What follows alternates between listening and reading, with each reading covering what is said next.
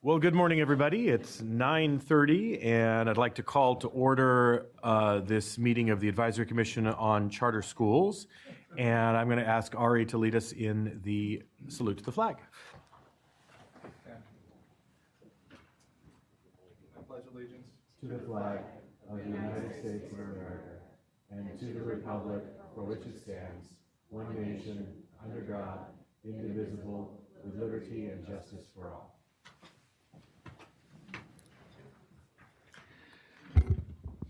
So we're going to start with some introductions, and I'll start to my far left. Gail Garbalina Mojica, representing County Superintendents. Ari Engelberg, I'm an at-large member, former charter school executive. Lisa Constancio for the superintendent. Mark Ryan, representing charter school administrators. Jared Austin, representing charter school parents. Jamoke Hinton Hodge, representing school district board member.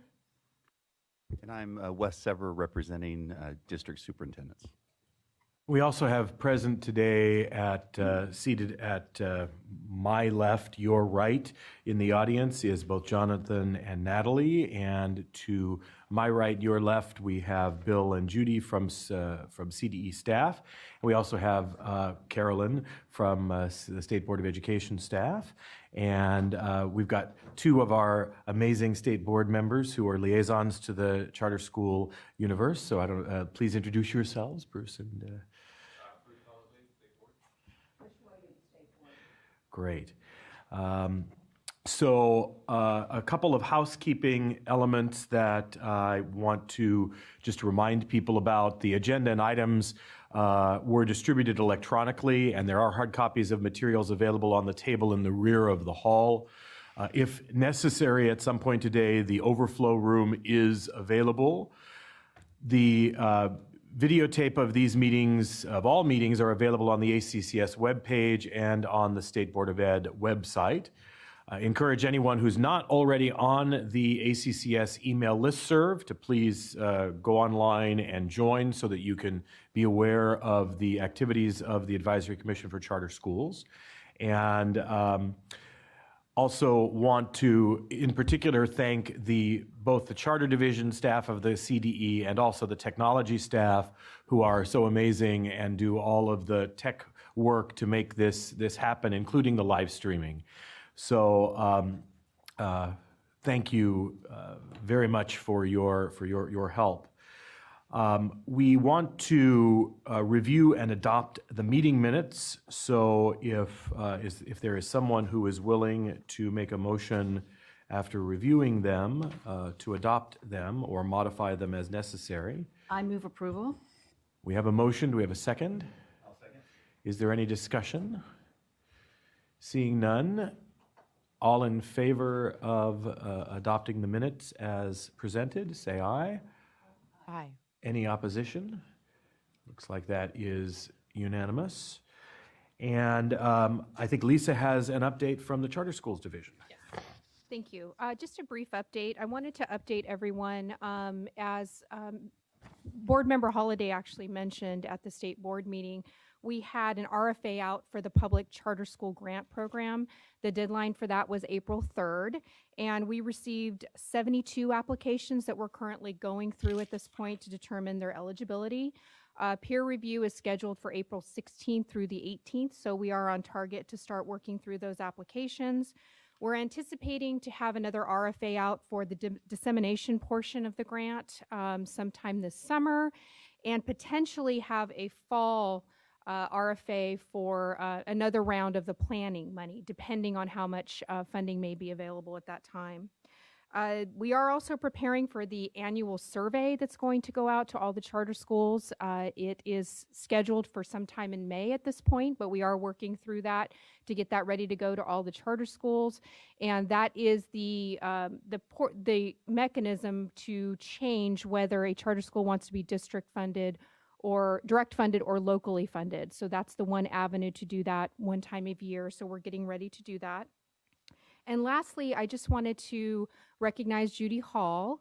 This is her last ACCS meeting. Judy will be retiring effective May 31st. So I wanted to take a moment to thank her for to really thank her for all her dedicated work. And really you've been a great resource to me these last 4 months, Judy. I can't thank you enough. And I know that you will continue to check in on us, but we want to thank you for all your work you've done for the commission, for the state board, and for the division. So I really wanted to thank you. And certainly on behalf of the commission, I would just add my 2 cents that you have been absolutely amazing. And if it was on the agenda, I would vote that we force you to stay because you've been amazing. But thank you very, very much. And then I don't know if Trish or Bruce are going to give an update from the state board. Thanks, Carolyn, we are. Okay. You've just given us some notes. So in terms of the appeals at the last state board meeting, it was a fairly lengthy session of the state board meeting, one of those two. The board approved.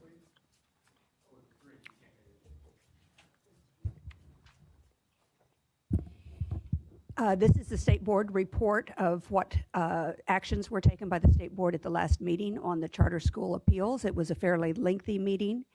The board approved both of the petitions from KIP.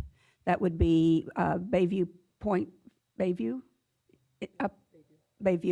and Eastside, and approved Bay Point Charter, College Prep Middle Charter, La Mesa Spring Valley Charter, and Vista Springs Charter, and denied Phoenix Charter. Okay, thank you for that report. I think at this time we're going to have any public comment that is on non-agendized items.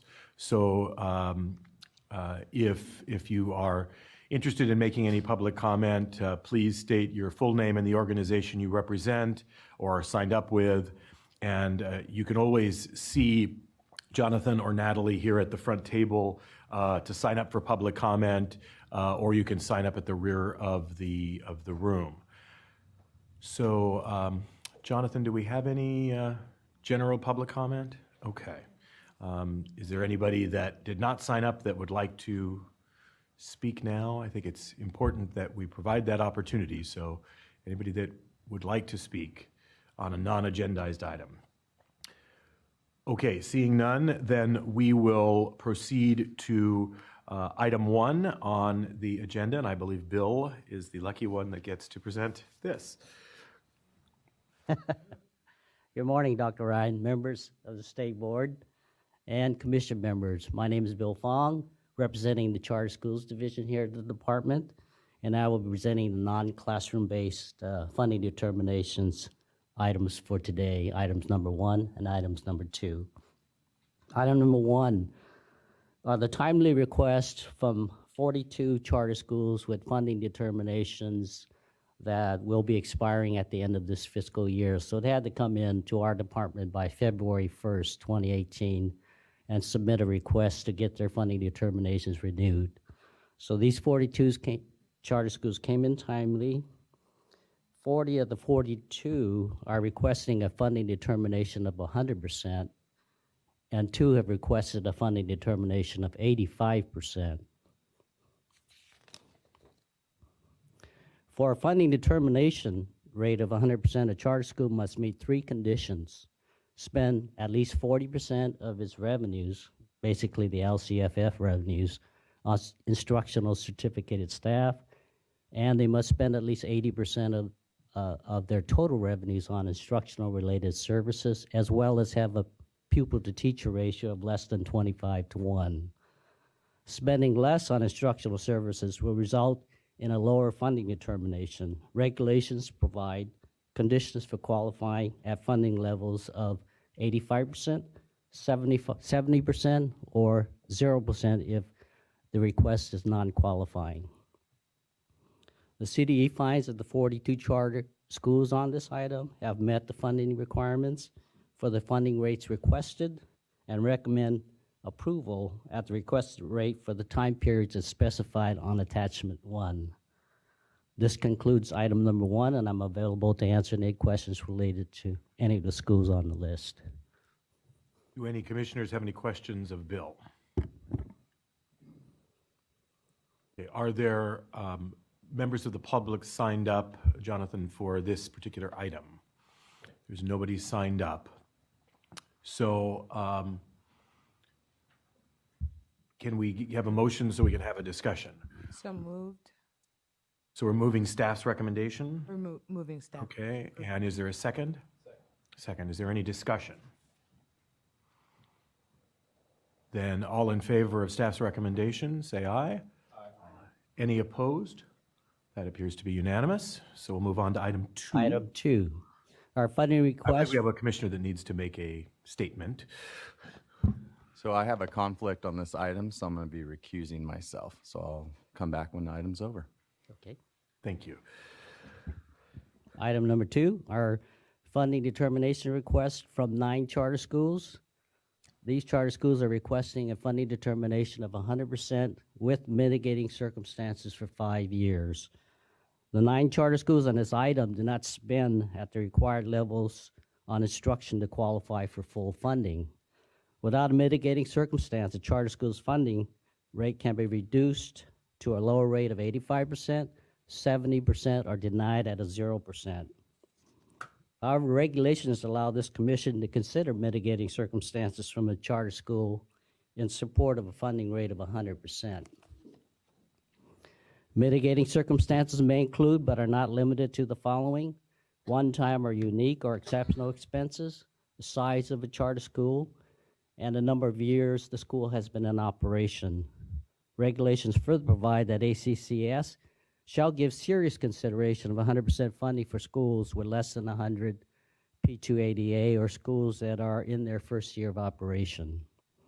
The CDE finds that the 9 charter schools' mitigating circumstances are reasonable and recommends approval at the requested rate for the time periods as specified on attachment 1. This concludes item 2, and I'm available to answer any questions related to any of the schools of the 9 schools listed on attachment 1. Do any commissioners have any questions of Bill? Great. Is there anybody signed up to speak on item number 2?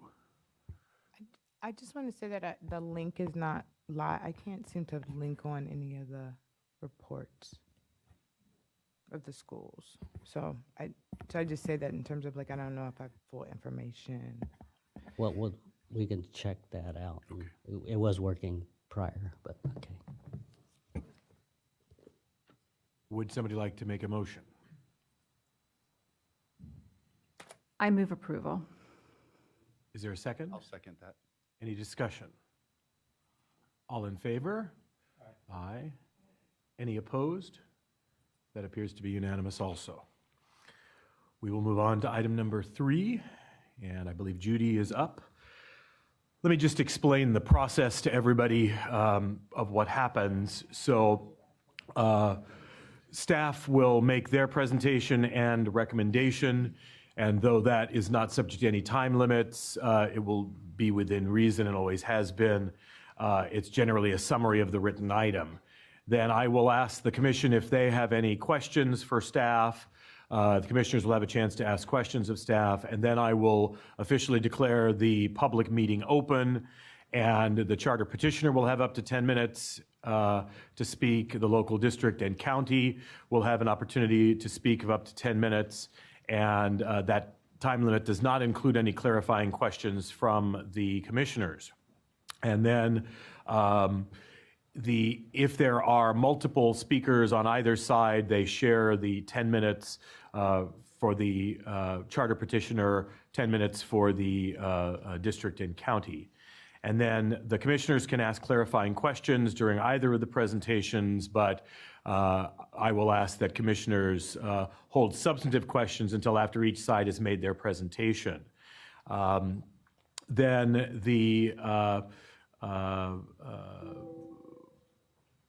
as appropriate, a commissioner will make a motion and second it, and then we will have a discussion and deliberation, and then take some action, hopefully.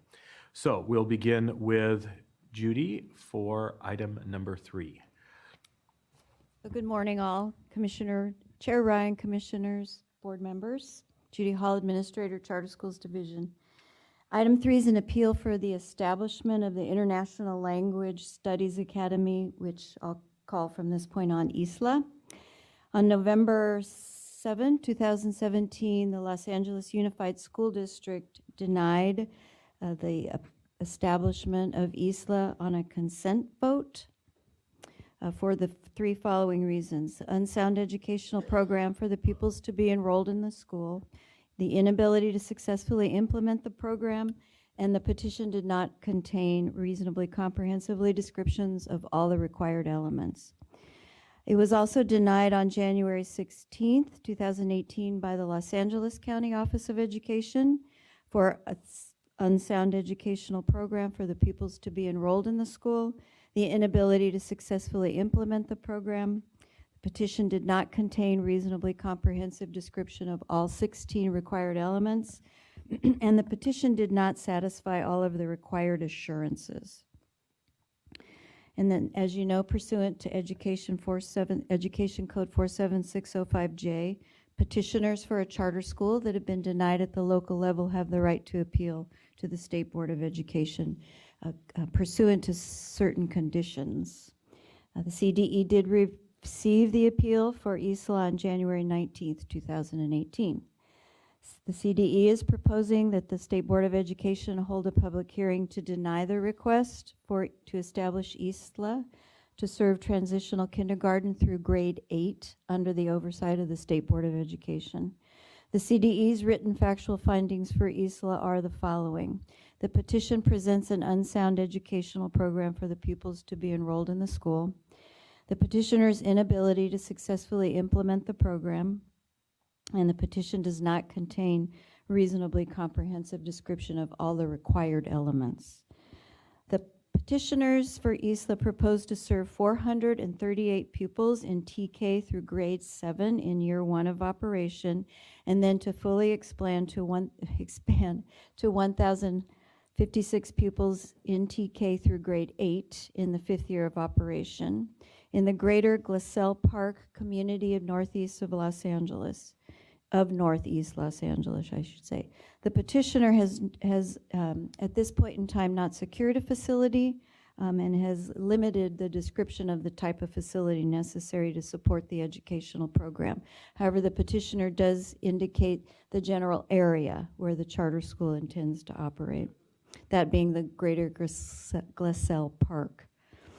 The petitioners propose to implement a language immersion and acquisition program in 4 languages: German, Spanish, Italian, and French. The CDE has reviewed all of the ISLA appeal documents, including the petition and its appendices, budget information, educational and demographic data, board agendas and minutes, and findings from both LAUSD and LACO regarding the denial of the petition, along with the petitioner's responses.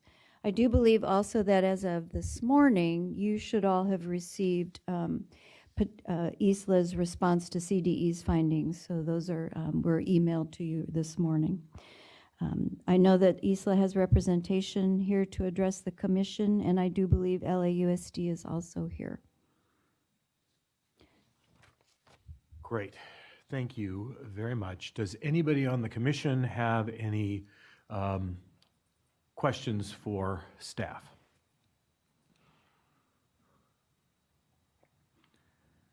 Okay, so I'm going to officially declare that the public hearing is now open, and the charter petitioner will have up to 10 minutes to make their presentation.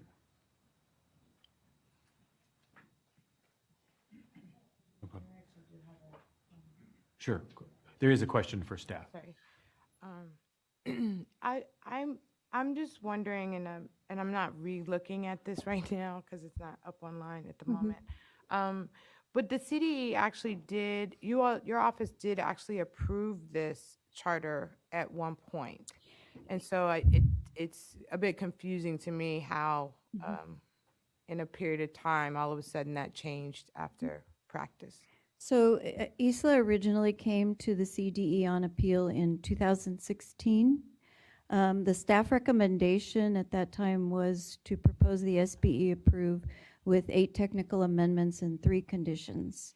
One of those being had to do with the facility, which at that time was very questionable. There was no secure facility.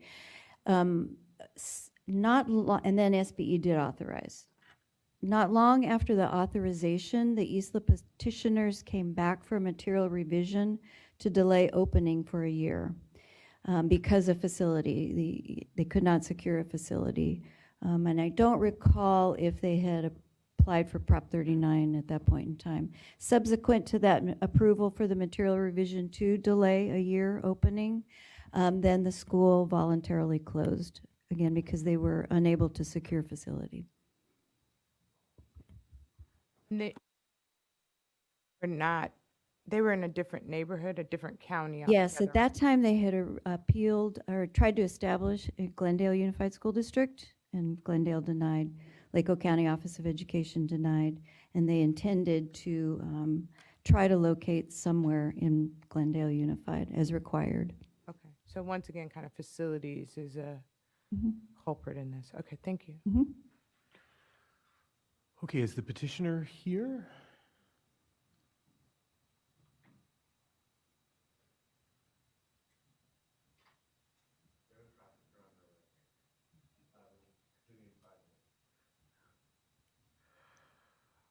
Okay. Well, I guess we can take a 5-minute break. Okay, so that'll give us a chance to fix the technology glitch. So we'll take a 5-minute stretch break.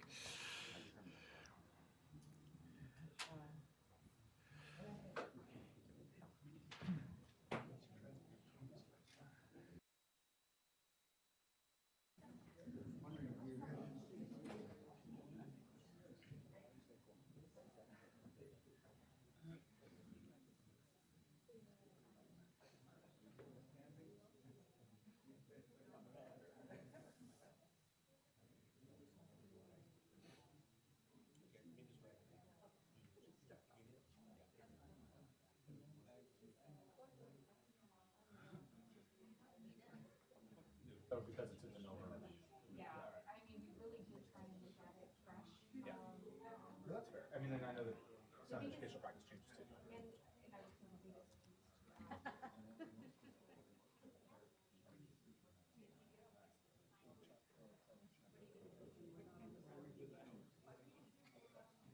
How the laws and words and really join. Yeah, except, yeah, you're on. You're done. That's it. I should have read it. A lot of places you just require you to use sort of login page, it's not good.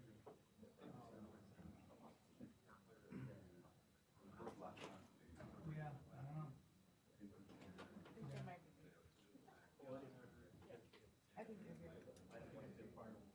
Well, it's a certificate. They were supposed to take care of. There, okay.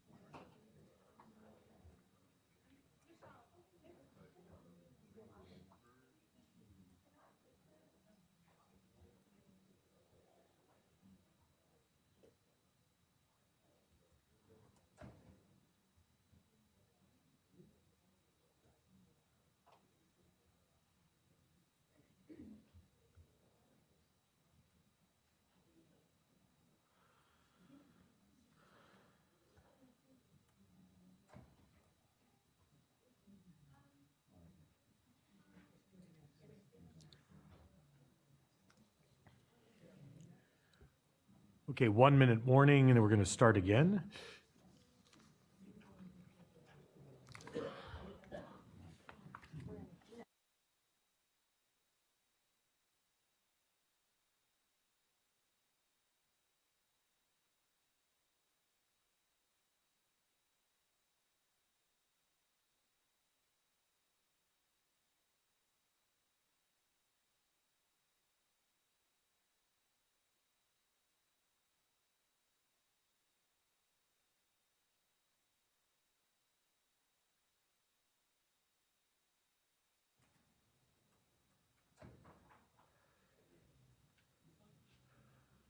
Okay, we're going to ask the petitioner to give their 10-minute presentation at this time.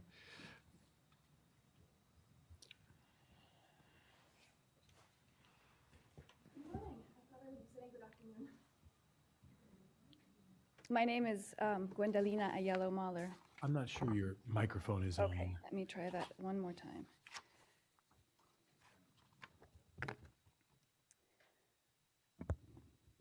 Is it working now? Can you hear me better? All right, good morning. My name is Gwendalina Ayello-Mahler, and I am, along with Phil Wolfson, the co-lead petitioner for International Studies Language Academy, or ISLA, a new TK through 8 school dedicated to college preparedness in a two-way immersion context with 4 language options: French, German, Italian, and Spanish. This isn't the first time ISLA has come before the ACCS. In 2016, the SBE conditionally approved ISLA and then approved a material revision last fall to delay opening. We also secured funding through a PCSG grant and were accepted to the Lake Oselpa. We worked with the Turner Agassiz Foundation to find and fund a facility, but despite their support, we were ultimately unable to secure a facility within the narrow confines of Glendale. It was the one condition that we were unable to meet. Given the particular real estate challenges of Glendale and the fact that a majority of our students, prospective students, came from LAUSD, we voluntarily closed ISLA and started all over again in LA. But let me talk a little bit about the genesis of ISLA. ISLA was dreamed up by a group of parents from Franklin Elementary in Glendale, a K through 6 school which, like ISLA, offers immersion in French, German, Italian, and Spanish. Franklin itself emerged organically from the efforts of several parent groups. They approached Glendale Unified about starting an immersion program in their respective languages and were placed at Franklin, which was then severely under-enrolled. Franklin grew into an international school entirely dedicated to immersion, which now has a waiting list of 500 to 800 students every year. The program was only 2 years old when we enrolled, and we joined a parent group which was pouring a breathtaking amount of energy into this new program. Parents brought art, music, gardening to all students, started the Amity Intern Program, which brings teaching interns to the classrooms from different countries. We fought for the school's new building and secured a $1 million greeting grant for the campus. It was many of these same parents who created ISLA. Why? Because despite the success of Franklin, the immersion programs were not fully continued into middle school. Undaunted, we rolled up our sleeves and conceived ISLA, a school which would provide much-needed immersion capacity in elementary school and then offer a continuation of immersion into middle school, a program that doesn't exist for French, German, or Italian and is scarce for Spanish. As we worked to define ISLA, our model for elementary school was right in front of us. As parents, volunteers, occasional teachers, we have all stubbed our own toes against the many stumbling blocks of a new immersion program. And our own ears ring daily with yells of "Hasta mañana, tschüss, ci vediamo domani, salut." But what about grades 6 through 8? No public school in LA County offered the programs we envisioned. So we searched the US for schools which offered continued immersion in middle school with multiple languages. Oh, and in a charter school context. It was a tall order, but we found not just a model, but one so successful that it ranked one of the best schools in the country, the International Studies Charter in Miami. We sought them out and partnered with them to share curriculum and best practices. We also sought out their service provider, Academica. We wanted to work with professionals with a deep, first-hand understanding of what we proposed to do. In International Studies Miami, we found not just a model for continued immersion, but 2 additional programs which complete and support the middle school. In this chart, they're shown as the acquisition program. 1, immersion, which starts in 6th grade. It's a second chance for kids who have missed out in elementary school. And at our Miami Model School, these kids test fluent in their target languages by 8th grade. Number 2, the option for students who have been in one immersion program to add a 3rd language, starting in 6th grade. I could go on and on about the wonders of our program, but I do need to address some of the concerns raised in the CDE review. The first is our choice to option all viable grades at once, and questions regarding our ability to reach our enrollment targets and thus meet our budget. Why not open just 1 grade at a time, like Franklin? Well, there are 2 reasons. First, ISLA was conceived in response to specific community demand. The parents who first lobbied for immersion at Franklin were looking for kinder, but over the past 6 years, over 3,000 families have been turned away from Franklin due to lack of capacity, and many of these families still hope to find a path for immersion for their own kids. Second, by meeting immersion demand in the upper elementary school grades, we're also creating a more solid base for the middle school programs, which must be supported by a sufficient number of fluent students in order to be viable. We have significantly exceeded the legal number of 219 signatures to demonstrate interest, with over 400 signatures in 2016 and 300 for the current petition. Our projections are also based on data collected over a period of time, including both petitions and also our brief period of actual enrollment, plus information from our mailing list, which has over 800 subscribers. How do we know that we can make it work in LAUSD when other students in our target location might feel otherwise? Well, as I said, most of our interested families are from LAUSD. But also, immersion programs aren't like other schools.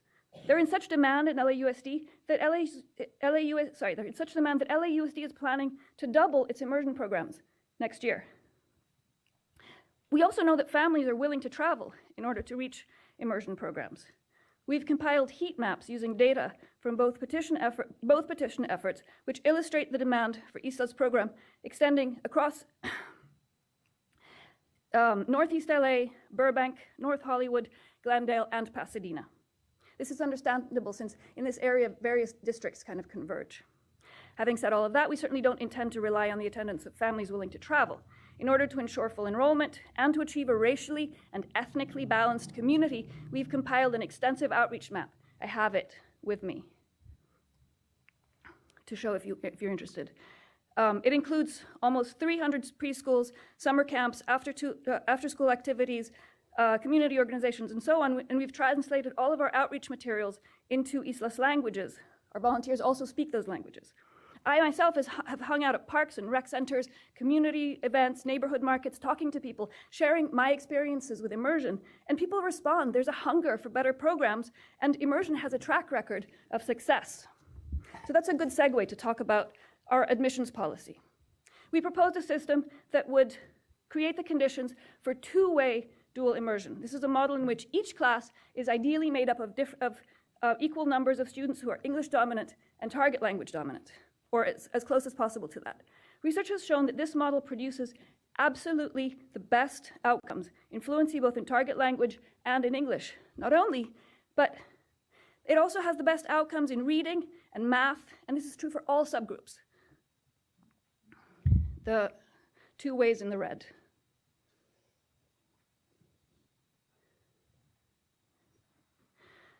One last point. We did apply for a facility under Prop 39 and received a conditional offer.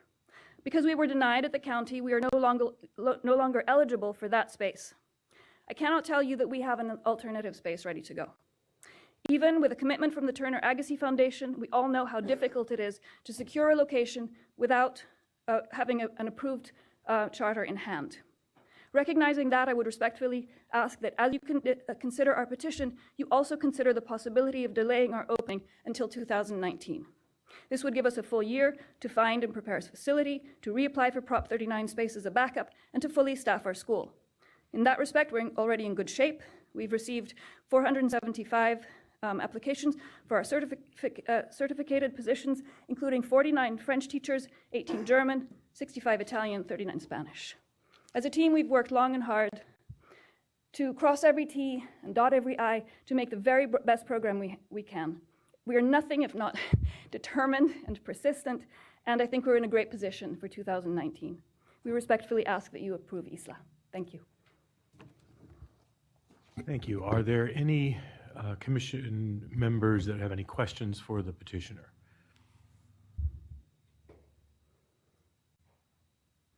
Okay, there will be other opportunities for questions and discussion later, but at this time I'm going to ask the district for to come up and make their presentations. I believe Bob is here on behalf of LA Unified, and welcome, Dr. Perry.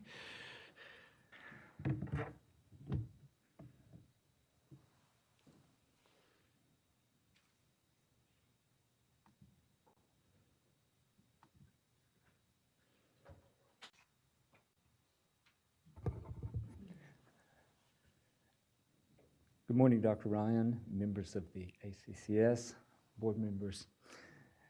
My name is Robert Perry, and I'm here today representing the Los Angeles Unified School District. I want to speak to you today for a few minutes on the matter before you in this item, which is in this cycle of attempted submissions and appeals. This one came to us for review in the fall. After a thorough review of the petition by our staff, our superintendent recommended denial to our board in the November 7th board meeting, and the board voted for denial by consent. The concerns we had were very similar to the concerns found by LACO and the ones before you by the CDE today. Superintendent Duardo at LACO recommended denial, and that board also voted for denial. So that's why, of course, we're all here today. Certainly, omissions to the petition document can be corrected and further clarity added. There seem to be some fundamental issues here, however, that have remained as constants throughout the multiple submissions, denials, and appeals. The fundamental areas of concern seem to consistently be concerns around access and equity as reflected in the admissions practices. There is a finding of an unsound educational program. In our experience as authorizers and oversight body in LA Unified, we have found that it's not always easy to determine educational unsoundness. And when that finding comes before us, we really take notice. And the unsoundness seems to be around these practices. Concerns about unrealistic assumptions in the areas of both monetary and human resources. Concerns around the area of facilities, which in Los Angeles is huge. In the previous reviews, questions have centered around the questions of language fluency for admissions and various permutations of that concept. For our staff and our board, these questions caused us great pause. Even when many things in the petition can be worked through, this seems to be an ongoing fundamental question. In the area of monetary resources, I would submit to the committee for its consideration this morning a couple of things. First, is there really community support for this school in LAUSD? Since we're required to hold a public hearing to ascertain such, our evidence suggests the contrary. Is the budget with its underlying assumptions realistic given the facilities needs that are ongoing and the questions that remain along with the specialized staffing needs? Something that has really proven true in our work is the study that Credo out of Stanford did in 2014. If I can paraphrase a moment, basically it says how you start off as a charter school is highly indicative of how you approach your first renewal. In other words, year one, the success in year one looks a lot like the success in year 5. We have found that to be true with the nearly 280 charter schools that we authorize. Over the years, we've seen it is so important to have a strong start. It is so important to have your proverbial ducks in a row to begin with. Much of the success of charter schools in our experience in LA Unified hangs on the demonstrated capacity of petitioners, demonstrated capacity to successfully implement the charter. I'd ask you this morning, how is this school starting out after multiple submissions? Have the petitioners really demonstrated through multiple trials and multiple denials that they have the capacity to successfully implement the program? Our students that the petitioners have said that they intend to educate from LA Unified deserve you as a commission today to consider that. Consider how they're starting off. Consider whether this group of petitioners is demonstrably likely, if they are off to a good enough start to do right by the students that they intend to serve. Thank you, and I'm available for any questions you might have. Thank you, sir. Are there any clarifying questions from commissioners? I have a quick question. No, for LAUSD. Dr. Perry, is it? Yes. So, I mean, you asked the rhetorical question around the school having a strong start. Yes, ma'am. And so it raises, and I spoke to her earlier, is around just the issue around facilities. So was that a part, just to clarify, was that a part of you all's kind of decision-making process, that it had to do with facilities in some kind of way? At the time, the petitioners had applied for Prop 39, and that option legally ran out through the appeals process. Right. And so and this might be a little beyond clarifying, but did LAUSD, so it was able to offer adequate space and housing of a facility for the school? We made a preliminary offer, yes. Okay, great. Thank you. That's all. I have a question as well. Just in line with that preliminary offer, the petitioner had mentioned a possible delaying of a start date to 2019. Is that preliminary offer still a possibility for next year, or where does that offer stand? Yeah. Prop 39 is an annual process. They would resubmit, and we would make a determination based on the facts in hand at that time. November 1st, deadline for submission. Yeah, no, I'm familiar with that. But my question is the preliminary offer that you guys gave and it expired, do you foresee that campus or facility being available next year? I can't answer that question, sir. Okay. Okay. Do we have members of the public who are signed up to speak on this? Romel Antoine. Okay.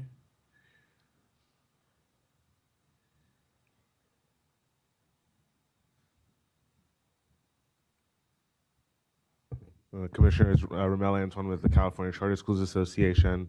I'm here to speak in support of ISLA. As stated before, ISLA has been before this body and the state board and been previously approved. This is the same petition with the exception of a grade expansion. We know that facilities are a hard proposition for a lot of folks, and the same is true for ISLA, and they're working the very best. I think what's most important in this case is that they have done incredible community work. Gwendolyn Aheo has done the work in the community to understand the needs and has partnered with Academica, who's been a successful service provider, to provide services that we know that this community is asking for, knowing that the Franklin School, which is a magnet dual immersion school, is a magnet and only offers 100 spaces per year. And so they're trying to expand the offerings to this community for something that they need. So I urge your support of this petition. Thank you. Are there any other members of the public that wish to speak on this matter? It looks like we've got one gentleman back here.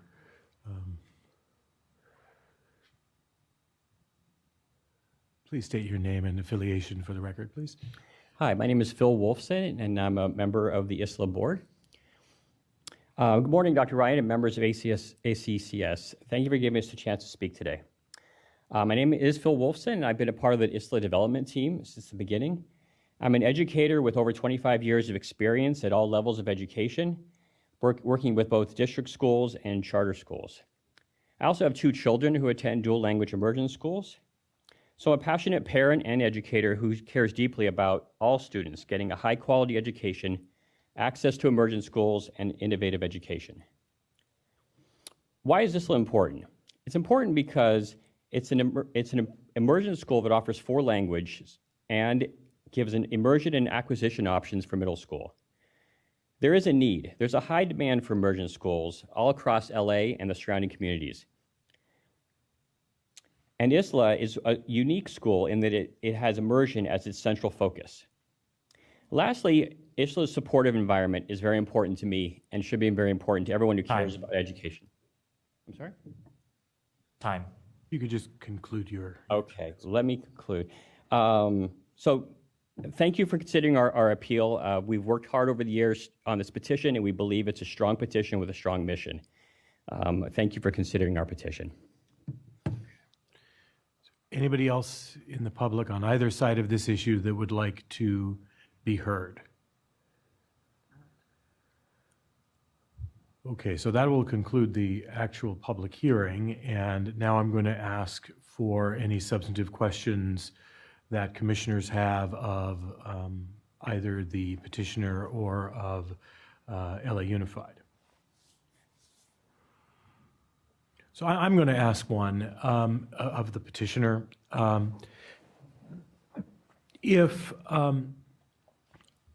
do not claim to be a dual language expert by any stretch of the imagination, but if I heard you correctly and if my understanding of dual language is correct, in the ideal model, if I have 20 students in a classroom and it's an Italian dual immersion program, 10 of them are fluent English speakers and 10 of them are fluent Italian speakers in an ideal circumstance. Am I correct in that? Okay. And so I can see where in the greater Los Angeles area, we might have a certain number of Spanish speakers that in a dual Spanish language program would fit that bill. What is your experience? What in the recruiting that you've done, have you been able to find Italian speakers, French speakers, German speakers that would come in at 2nd grade, 3rd grade, 4th grade to be able to fit that particular bill, or how close do you get?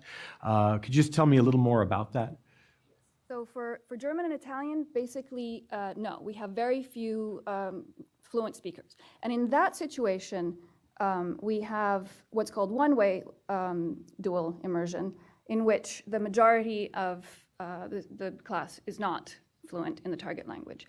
That achieves better results, particularly for English learners, than all other methods, but it's not ideal. We just don't have the givens for that. For French, we found that actually we have more interest from fluent speakers than from non-fluent. I mean, we have a lot of interest from everybody. And in fact, in our short, I think it was just a few weeks, in which we had actual enrollment for ISLA the last time around, I think we almost filled every single grade. Spanish as well, although that relies more on existing immersion programs.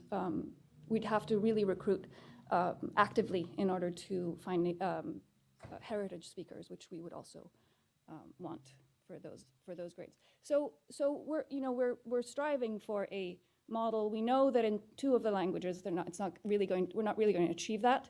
For the other 2, yes. But the other piece of this is the middle school, because for middle school, in order to create fluent classes, you need fluent speakers. And we need to be able to bring those fluent speakers in from outside of ISLA, as well as growing our own, because the numbers in middle school change, the teacher-student ratio changes, and you have problems with attrition where kids who drop out, it's harder to replace them. At regular public schools, they cut off admission of non-fluent speakers in second grade. So at starting second grade, you can't come in if you don't already speak the language. We don't have that. We have other strategies in place to accommodate students who are coming in with little or no language, even second, third, fourth, fifth grade. But starting in sixth grade, you really need a whole class of fluent speakers to make that continuing immersion program. And then non-speakers are accommodated in the acquisition portion. Does that make sense? Okay, thank you. Other questions from commissioners of either the petitioner or of the school district? I actually have a clarifying question of CDE and CDE's legal counsel regarding the proposal to delay the start of the charter school an additional academic year. Would that be viewed as potentially a material revision of the charter, since it is different than what the petition was given to both LAUSD and LACA? Yes, it would be considered to be a material revision, as it was when ISLA came to us previously after being authorized by State Board of Education. They did request a material revision to delay a year to explore the facilities options in a better way. So again, a delay of a year would be considered material revision. Thank you. So then I'll just ask a follow-up clarifying question that immediately popped into my brain, which was, is it then appropriate, if it's in fact a material revision, is it appropriate for us to be considering this, or is this, would some new submission need to be made and considered at the June ACCS for consideration at the July State Board? When we receive a request for a material revision, CDE staff does alert the petitioner to a full submission of the petition. We also would definitely need to look at a new budget structure, a new 3-year projected budget for the delay of year, which we did previously for ISLA and any other material revisions. Lisa. I would actually like to ask, and I'm not sure if we can answer that at this point, but I do think we need to confer with our legal counsel to find out if really the petition that's before us is not what is being proposed now by the petitioner. It's a different petition. So I'm not sure then if we have the conversation now, if the proposal is to open a year from now, I don't know, honestly, on the spot whether we can. So a point of clarification, the current petition that we have before us, the CDE staff did provide analysts for budget, and the petition has an opening of 18-19. That's the question at hand. So I would have to confer with our legal counsel to find out kind of where we are at this point. Would it be appropriate to recess and ask that question? I don't want to, I mean, am I correct in assuming as the petitioner that you believe that it is not possible to open in July or August of 18? I mean, is that a reasonable? Unwise to Okay. cram it. Okay, so we're not talking, the proposal that's been submitted is a proposal for the opening in the fall of 18, and since you are not proposing that necessarily any longer, you're proposing the pushing of a year, maybe it would be appropriate to recess and let staff consult with counsel to make a determination as to how best to proceed. So why don't we take a 10-minute break to do that, and then we'll come back.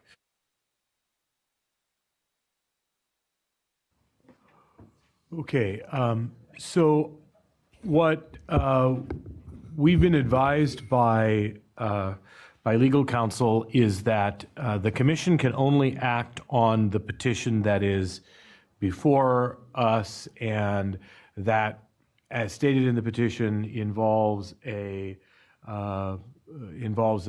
stated opening date of fall of 2018. So this commission will act on that information, and then the petitioner, and then whatever this commission does will go to the state board. The state board will do whatever it does, and the petitioner will take whatever action it and its legal counsel believe is appropriate in terms of dealing with any desired change to the opening date. So we will act on the petition as presented. So are there any other substantive questions that members of the commission would like to ask of the petitioner or of LA Unified? Sure. It's for the petitioner. It's just a question around the sensitivity analysis that you've done around the initial enrollment of 438, particularly in light of the fact that if what we have to rule on is a petition that is suggesting an opening in 1819, and you've said that's not a wise thing to do. What is your analysis concluding as far as the minimum number of students to run a viable program and to run a budget that's not deeply in the red, those sorts of things? We were actually required to do exactly that. Oh, I'm sorry, can you not hear me? We were actually asked to do exactly that analysis.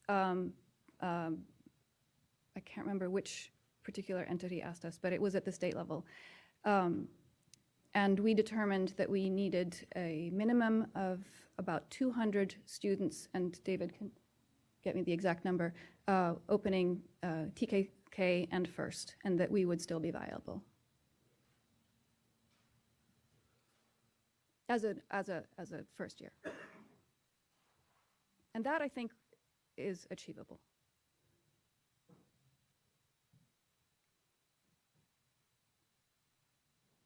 I have a question for the petitioner. What you were going to take out it looked like about a $350,000 startup loan. What was the intent or purpose for that? Ask my.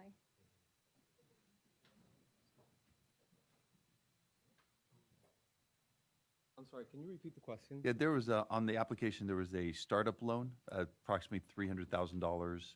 What was those funds going to be used for? No, the startup loan was for $25,000, and that was for marketing and recruitment activities, including the payment of EdJoin. The school has been advertising teacher eligibility pools for over 2 years now, and of that $25,000, only approximately $17,000 have been used. What you might be referring to is the $375,000, which was PCGSP money that was included in the budget. However, the application for PCGSP this go-around, which results are pending, is $575. And just as a quick reminder, the previous PCGP Pursuant have been awarded, and those funds were returned in entirety. So there is no outstanding obligation to PCGSP. Thank you. Are you referring to the Dr. Server, the ESP startup loan of $500,000 in fiscal year 18-19? Yes. Yeah. Okay, the $500,000 startup loan, that would be from a bank, not from the ESP. And that's just for cash flow purposes. Okay. All right. Thank you. Other questions? So you said 200 students to be viable, but then I heard earlier that you don't have a facility pending. We don't. We would have to find a smaller facility to accommodate those students. But as I'm sure you know, that finding a facility for 200 students is a lot simpler, and also maybe a temporary one for a rental or finding existing space within a private school. I don't know. There are a number of options that we can look at, but it's much easier to do that than to find space for over 400 students. So, and I know that the Prop 39 expired for you guys. Have you started looking for that 200-person facility? We have been looking for facilities of all sizes for a very long time. We did actually, when we were at LACO, we had a few leads that have now gone dead because we couldn't move on them. And things do come up. We continue to work with the Turner Agassi Foundation and with realtors, and if we have an opening date, if we have a firm, if we are an existing entity, we can sign something. Otherwise, we can just hope that people will hold a facility for us, which they don't. Okay, thank you. There are a couple of things that I would like to clarify, if that's okay. Sure. Did I understand correctly that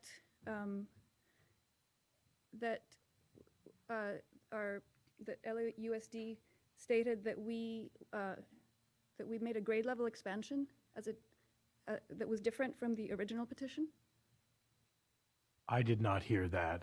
Okay, because that is not the case. I just wanted to state that for the record. And the other thing is that we did have a presence. In fact, all of our speaker slots at our hearing at LAUSD were filled. We were specifically asked not to bring too many supporters because it was a crazy meeting in which I think there were 36 charters up for approval. So we were specifically asked to keep our supporters outside. So I don't think that any conclusions drawn about our community support based on that meeting are really valid. That's all I wanted to say. Other questions? I want to, so what I'm concerned about is, and this is to say your name, Elgenberg. You know, I mean, to state that it's unwise, right? So I'm appreciating your level of caution. But in this particular moment, in us making this decision, at this particular point, I want to kind of be clear that you want the approval, and you want the school, and you want the go-ahead, and you know, and what you need to do to get to an 18-19 open, because that is what we would be approving, not the other.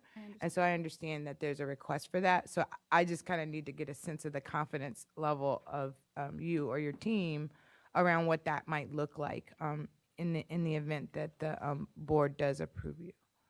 It would absolutely be a push. However, as I said, our application portal on EdJoin has been open for 2 years. We have a lot of applications on file, and we also have, we've been recruiting informally. We know who the substitute teachers are who've been working on their credentials. We know who's been sort of in that world. It's not a very big one.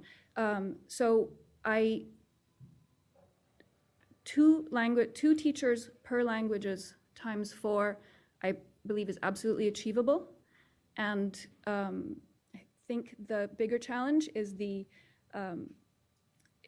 facility, and perhaps David, who's been working a lot on the facilities piece, can perhaps speak more specifically to that. And one more question to the chair. And so can you help me understand the LAUSD interpretation of unsound educational practice? Like, how did you interpret that, and what was, I mean, I've read your kind of rebuttal, but like, what did you understand them to be saying about unsound educational practice?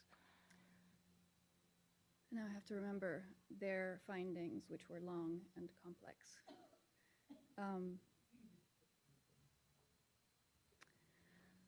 Well, I think perhaps we didn't make as clear as it should have been the piece about the role that regrouping will have in our educational program, because everybody knows what K and first look like, or kindergarten looks like in immersion. What happens if a child comes in 3rd grade and isn't fluent? Well, for this reason, we have a school-wide regrouping strategy in which both in English and in the target language, students for English will be regrouped across, let's say, 3rd grade based on English skills. And then we'll have vertical regroupings, let's say between 3rd and 4th, or 2nd and 3rd, to address students' needs specifically where they are. We've also looked at, additional software that can be used to boost language skills. I mean, we're aware of this. We're very concerned about it. But we've been working for a long time to find possible solutions. And I'm not an immersion expert. One of our other board members is. She has a PhD focusing on language immersion specifically. But both she and I have worked very closely with teachers both at Franklin and at other immersion programs to really understand on a granular level what it means. How do you help those who struggle? What are your challenges vis-a-vis the California curriculum? This is all stuff that we've kind of witnessed firsthand. I don't know if that answers your question. So I have a clarifying question. I do think you have a unique program you're wanting to offer. In 2016, you had an approved charter, and then you weren't able to find facilities, and then you asked for a material revision to delay an opening, and then you were granted that. Is that correct? In order to find facilities? So we're back 2 years later, kind of in that similar situation. The situation is similar, but it's not identical because GUSD is about this big. Okay. And it's also, Glendale also has a policy of promoting production companies, and so they give big incentives. So every time there was a facility that was suitable, Disney would swoop in and grab it. And so the conditions were really difficult. We had a very small geographic area to work with, and also we didn't sit around and hope and wait. So we actually pulled the plug pretty early because we knew that because Glendale doesn't have any any buildings that are zoned as schools already that aren't existing public schools, we knew we would have to go through a CUP process. We knew that would be a long lead time. If we didn't have that time, there was no point, recruiting students for a school that we basically knew we couldn't open.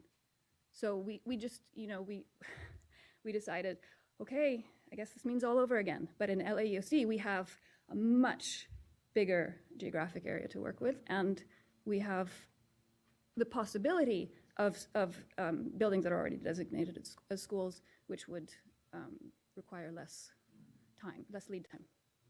Okay, thank you. Other clarifying questions? So you said 200 is the number of students that is sort of your minimum viability number for next. Well, 24 times 4, so 24 times 8. Okay, for next school year. Where do you currently stand in terms of expressions of interest from families, intent to enroll? Ellie, do you have those numbers? I think, well, because I keep forwarding.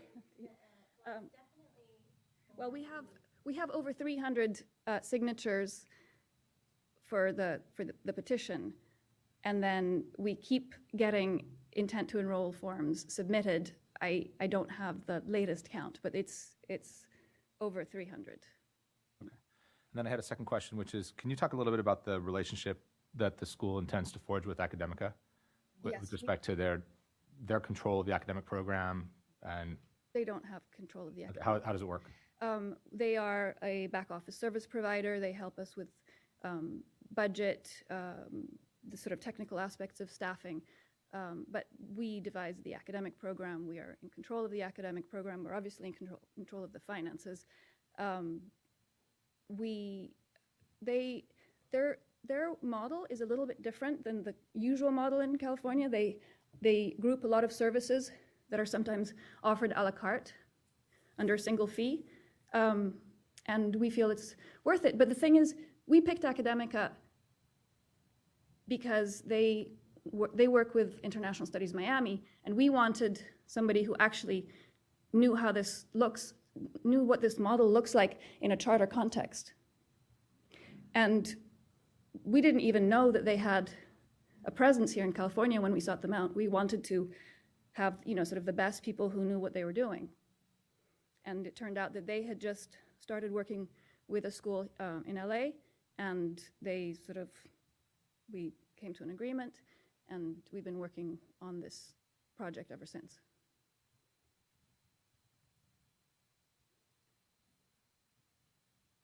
Oh, and we also did have other offers from CMOs to work with us, but we were not interested in that because we really needed to have our own board and our own autonomy in order to make sure that we could safeguard the integrity of the program. I just have a quick question. In regards to dual language enrollment and your enrollment procedures, for example, I understand the challenges, you need to accept everybody according to the CDE, but in regards to the dual immersion program, if you, like for third grade, for example, if you had 25 students that spoke the target language and 10 students that spoke English, would you only accept 10 of those 25 that spoke the target language? How would you balance that? Any space in the sort of in the other side is open once we've reached our number of applicants for a certain side of the program, then all those other spaces are available for the other group. Right, but if you didn't have, because for a dual immersion program to be effective, you need to have 50%, target, 50% English, or close. There are different versions, actually, of that. There are some scholars who argue for a 30-30, full fluency in each of the two languages, and then the rest, which speak both languages, which I think is a bit of a tall order. But these are fluid models. The difference between a two-way immersion program and a one-way is the number of students that you can get who actually do speak it. So you'd open the program with the 35 kids and with the 10 that speak English and the 25 that spoke the target language? Yes. Okay. I'm trying to picture it in a classroom with 24 or. Yeah. So I think the numbers aren't quite there, but I think I understand what you're saying. Other clarifying questions? The heat map that you gave us, so I'm assuming that these little red marks indicate families that are interested in attending your school. And I can see Glendale, not being widely familiar with the Los Angeles area. I see Glendale, and then I see a variety. What is the likelihood, given the fact that it's a seat-based program, of transporting these students across? In many cases, it could be a large, expansive geographical area, and I don't necessarily know that LA is really known for its ease and highways. I live 20 miles away. It took me an hour to get here today, so. People travel to Franklin. People come from Sherman Oaks. People come from Riverside. We know that that there is a group of families that are willing to do just about anything to get immersion. We also don't have language, or we have languages that aren't offered elsewhere. So people travel because they can't either. For German, they would have to go down to Marina del Rey, which is a lot further. I mean, depending on where you are. So our challenge is less knowing, that people will come. Our big challenge is making sure that we serve our local community, because people who are interested in immersion seek out immersion programs, and they'll get there. We need to spread the gospel of immersion in our local community, and we know it can be done because when Franklin got its magnet grant, the magnet grant came with specific conditions regarding demographics, and they were able to meet those demographic targets by actually going out into the community and recruiting, something which normally these schools don't have to do, these public schools don't have to do, or district schools don't have to do, because as long as they're filling their seats, it doesn't really matter who comes. But given the incentive of the magnet grant, that diversity was, achievable. You have to just be proactive about it. I have a question for Dr. Perry. Could you speak to the concerns that LA Unified Charter Division had about the notion of a sound educational model? Clearly, if the Academy in Miami has a successful track record, and this was predicated on that model, what were the specific concerns that Charter Division and LA Unified had about the efficacy of this particular petitioner to implement this model?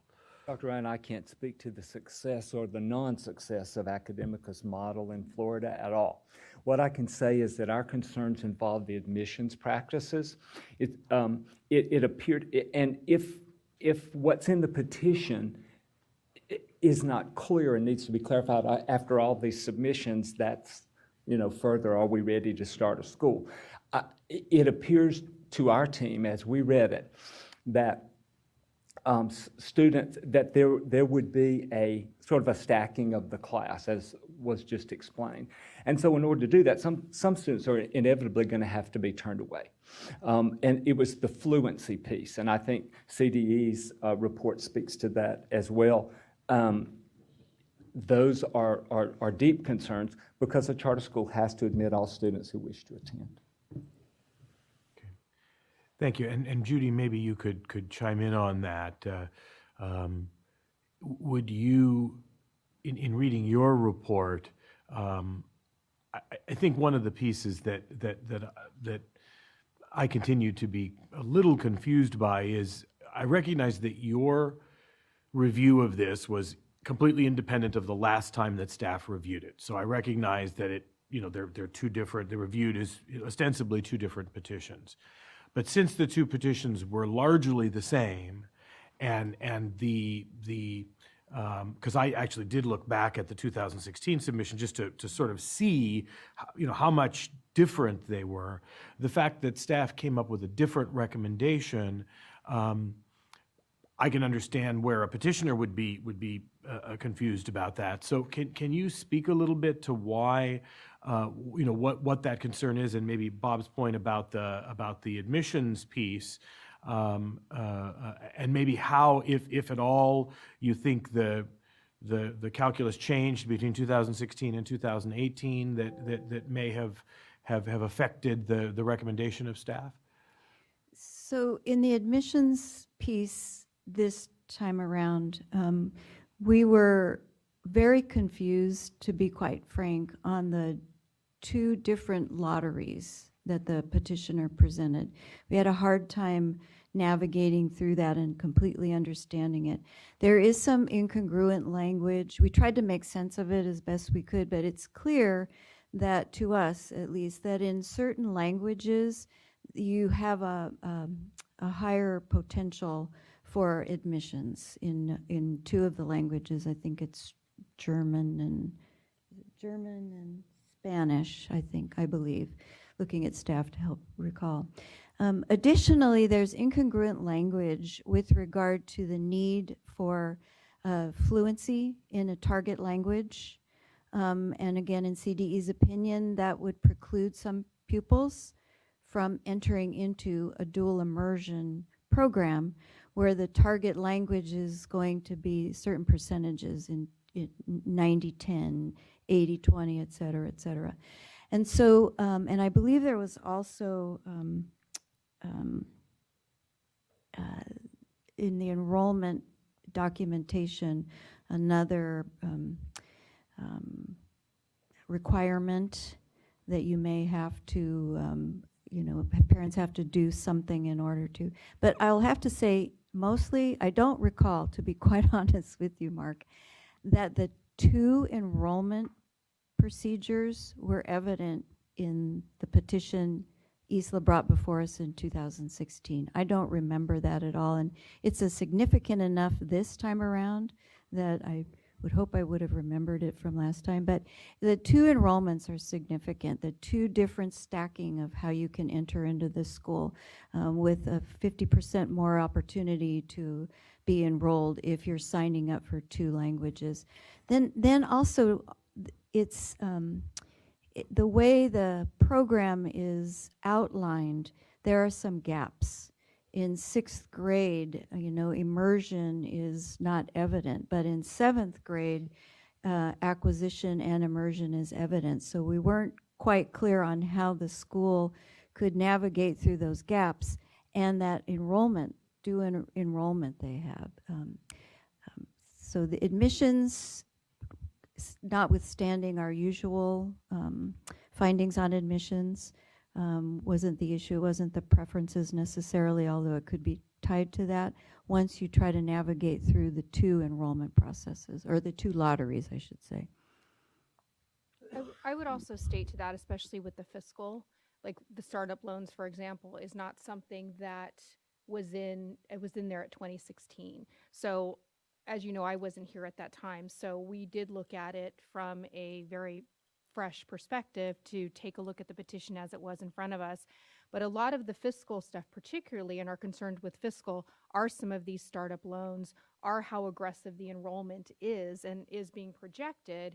And all of that piece would be towards, obviously, the demonstrably unlikely to succeed for fiscal reasons. But in terms of the educational program, I know that we are stating no this time around. We did last time have all these technical amendments to basically say, okay, it's okay, but there's 10 technical amendments. And this time around, I just really, as we went through the petition, really felt that the educational program was also lacking. So even though it, as you mentioned, the petition was substantially the same, we did still have some very serious concerns. Okay. Are there any other questions from commissioners, or does somebody want to make a motion? Sure, absolutely. And if Dr. Perry wants to respond too, that I want to make sure that people feel like they have an opportunity to address any of this. In terms of the lottery, it is unchanged. And actually, one of those technical amendments that was requested, we originally had proposed testing for admission in the fluent portion of the class, but that was not acceptable, and so we removed that. And all other technical amendments are incorporated in this petition. So it is very, very, very close to the version that we submitted and that was conditionally approved. And we did that intentionally because we didn't want to create conditions that might not be acceptable now. Okay. I want to make sure Dr. Perry has nothing else that he wants to add to.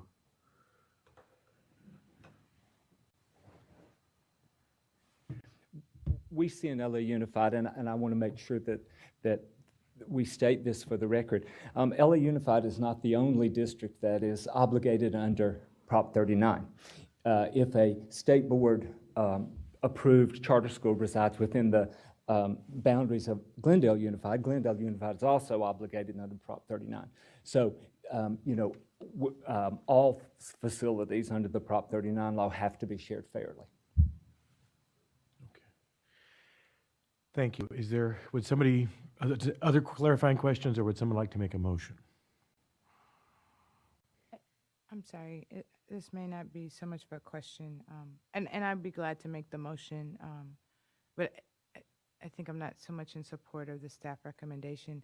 But I guess I just want to say that I think that this work is new work in a lot of ways, in terms of, immersion, multilingual programs, and if I think about the spirit of the charter sector and what we kind of ask for them to do, is to actually be in that gray area around what does it take. And clearly resources and loans and finances are important things for them to be able to be responsible for. So again, I'm just not convinced that that they're demonstrating an unsound academic program at all in an area that it has to deal with the 35 students and the 10, and it has to deal with the 50-50, and it has to deal with less German than there is French. And I think that's a tall order, and that's important. And I'm also just very struck by if Franklin did such amazing turnaround work, but they did not challenge themselves around these issues around how do students get in after third grade. And this is a school that's actually attempting to do that. And I think that partnership and learning should actually be, a part of, seeing that in your environment, that this is a challenge to, like, how do we improve the model and remove barriers for folks. So I think that was the only thing I had to say. So I don't know exactly how to make this motion. I'd like for us to get it on the floor, obviously, and further debate and vote, but I'm not exactly in approval of the board recommendation, the staff recommendation. So, someone can certainly make a motion that the recommendation of the ACCS be to the state board, that the state board approve the petition in opposition to staff's recommendation. That's certainly a motion that someone could make. So I'd be actually very comfortable with making that motion for the State Board to actually consider a recommendation for approval opposed to the staff's recommendation of denial. Is there a second to that motion?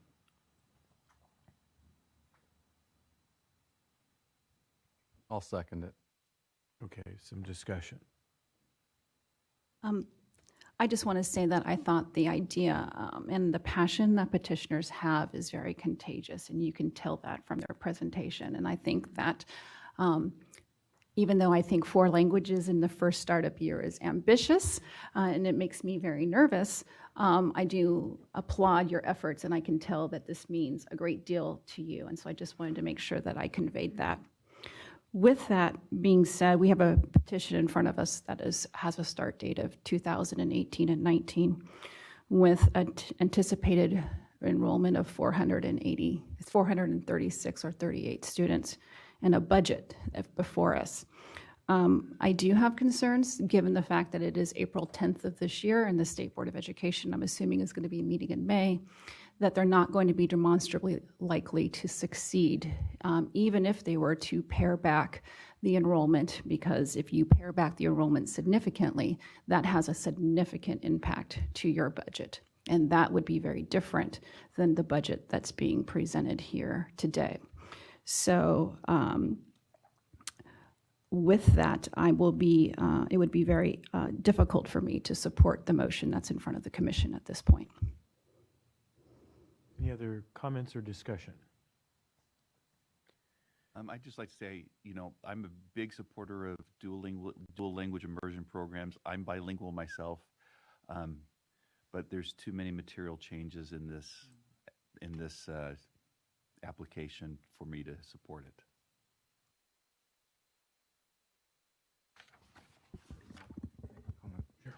So, like I said earlier, I do think you have a unique program that I think would serve your families well. I know what it's like to be in April and opening a charter school and not have a facility yet. My school, I had 800 students signed up for it without a facility until just before May 1st. So I understand the grit that you guys are going to have to do. It is a huge uphill battle to find a facility. To me, the biggest issue with getting your school started is facilities. So if having an approval and if the State Board wants to take action on that to help you convince a facility person to give you a facility, then I would be in favor of that, because I think that your program will succeed if you have a facility. So we have a motion that would be to recommend approval to the State Board. And I think we should do a roll call vote of that. So Jared? So you're voting on this motion, which is to recommend approval to the State Board, which is in opposition to the staff's recommendation. Yes. And Lisa? No. And Ari? Yes. Jamoke? Yes. And Gail? No. And Wes? No. And I will vote yes. So that that goes forward with no clear recommendation, but the board, State Board, I'm sorry? I believe it was 4-4? 4-3. Yeah, so 4-3. So we need 5 votes in order to have a recommendation, but at least the State Board liaisons have heard the discussion and can use that in their discussions with the State Board. My suggestion is that we try to power through this last item prior to lunch, so that we don't have to break for a lunch break. Hopefully, people are okay with that notion. So let's move on to the final item. I think Judy's up again for the last time. Yes. We should have a mariachi or something, playing. I appreciate that. Okay, focus. All right. Item 4 is an appeal for the establishment of Spark Charter School. Actually, Spark was denied renewal on January 17th, 2018 by the Santa Clara County Office of Education by a vote of 4-1. I believe there was one member absent during that meeting. The findings for this denial were unsound educational program for the pupils to be enrolled in the school, inability to successfully implement the program, and that the petition did not contain a reasonably comprehensively described of all the required elements. And as you know, pursuant to statute, the petitioner has the right of appeal to the State Board of Education. That being said, CDE received the appeal for Spark in January of this year. CDE is proposing that the SBE hold a public hearing to deny the renewal petition to establish Spark under the oversight of the State Board of Education for to serve kindergarten through grade 8. CDE's written factual findings for Spark include the following. The petition presents an unsound educational program for the pupils to be enrolled. The petitioner's inability to successfully implement the intended program due to unrealistic financial and operational plan. And then the petition does not contain the reasonably comprehensive description of all 16 required elements. Spark proposes to serve 286 pupils in kindergarten through grade 8 in 18-19, and then to expand to 367 pupils in 21-22. We've reviewed the Spark appeal documents, including the petition and appendices, the budget, the educational demographic information, the Santa Clara County Board agenda minutes and findings regarding the denial for the renewal for Spark Charter School, along with the petitioner's response. And again, you also received the petitioner's response to CDE's findings. I will say along that note, there are a few documents that were received that the CDE has not had full time to completely analyze. One of those, I believe, is a spreadsheet regarding salaries, teacher salaries, classified salaries. Spark Charter School is represented here today, as is the Santa Clara County Board of Education. And I do want to make a clarification early on in this deliberation. Spark was approved by the Santa Clara County Board of Education for a 3-year term. And so this would be the final year of that 3-year term. Therefore, moving forward into the 18-19 school year, if approved by the State Board of Education, that may be considered to be the 4th year of operation, but again, 1st year under State Board of Education authorization. Just a clarification.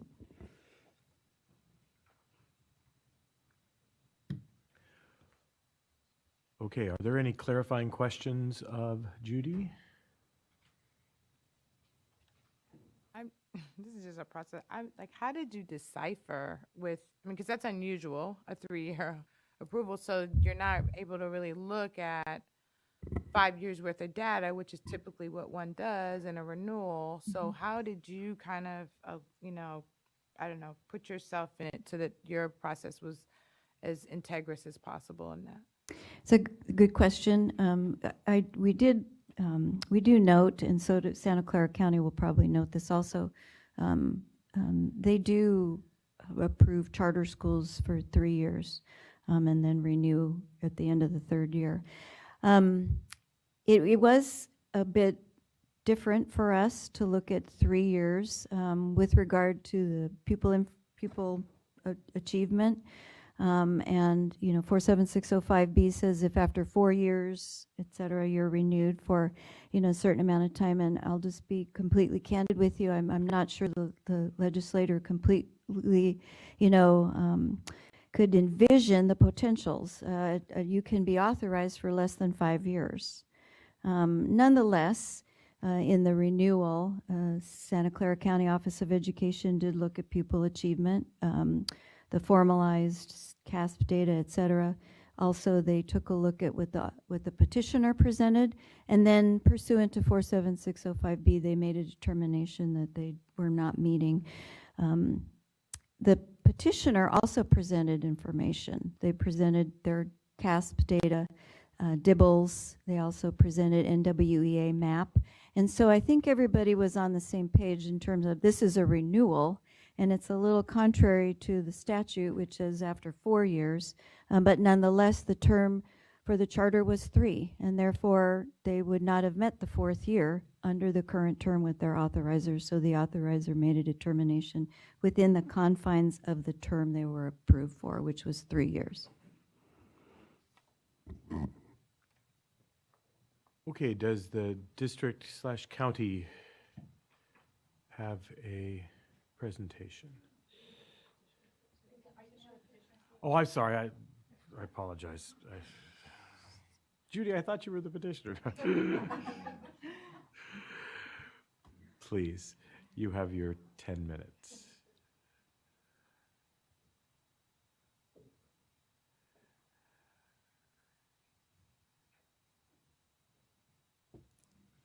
Good morning, commissioners, board members, and CDE staff members. I'm Neeti Madan. I'm the board president of Spark. I'm a founding parent, and today I'm here to represent my school community. So Spark is a grassroots charter school that was the vision of about 20 Sunnyvale families who wanted a program that could offer social emotional learning, project-based learning, and parent partnership.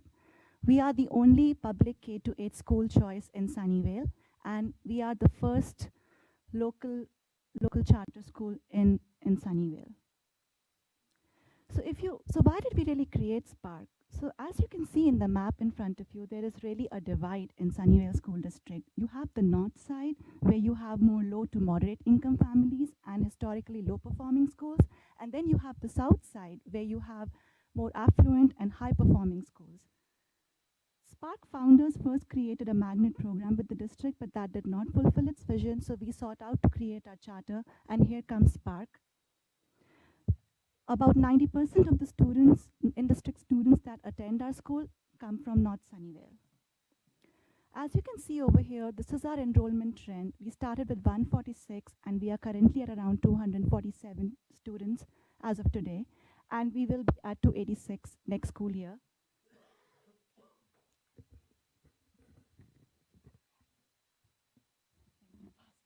I just wanted to highlight that, even though we did get denied by the county, we still continue to receive applications, and as of today, we have 224 waitlisted applications. We have happy kids, and hence the high attendance rate. I know CDE staff found two major issues with our school, and I wanted to address them specifically. I want to focus on 2 issues: Spark's financial stability and sound educational program. Let me first start with Spark's, I think it's more than me too. Okay, sorry. So the first thing that we found was that I think there were a number of assumptions that the staff made on our budget, and I can clearly see why that could have happened, because the budget that we submitted during our state appeal in January end is very different from the budget that we have as of now, which is our second interim budget, which is the more updated one. According to staff, we will end our school year 2018-19 with only a net balance of $2,000, but I do not believe that is the case. We had to really rebalance our budget, do extensive fundraising, and a lot of cuts without hurting our educational program to actually get to this number. So this is a year-end balance, $500,000 over there. And there was also another issue that I believe that the staff interpreted that we have a 5-year charter loan that will be paid off by the end of this school year, but that is not true. It's a 5-year to $50,000 loan, which we pay $50,000 every year towards. So by the end of 2019-20, we will be done paying that loan.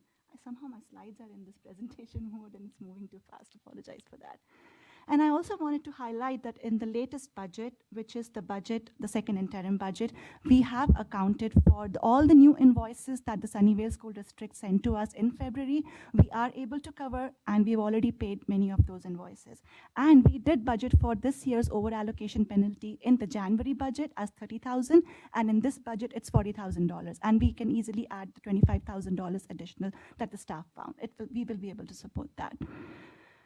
The other thing that was noticeable was that there is this perception that Spark really takes out too many short-term loans, and has a constant cash flow issue. That is not the case. I want to straighten the facts on that.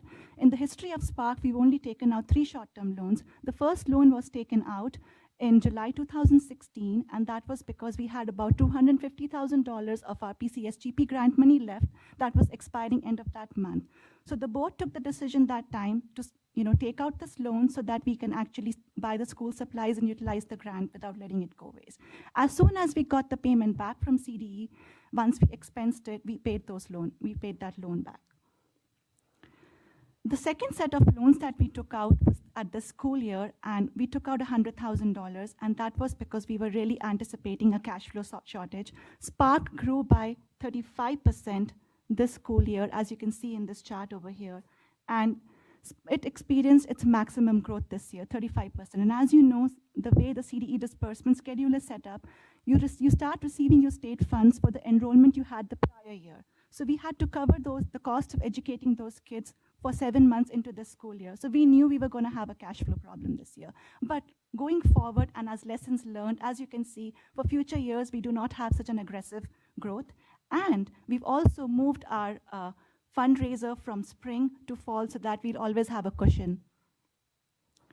Another assumption that was made by the CDE staff was to take out our local revenues. In our case, our local revenues are our fundraising and our aftercare program. We are not a new school. We are in our 3rd year, and we actually have a 3-year track record to demonstrate that this is a very reasonable projection.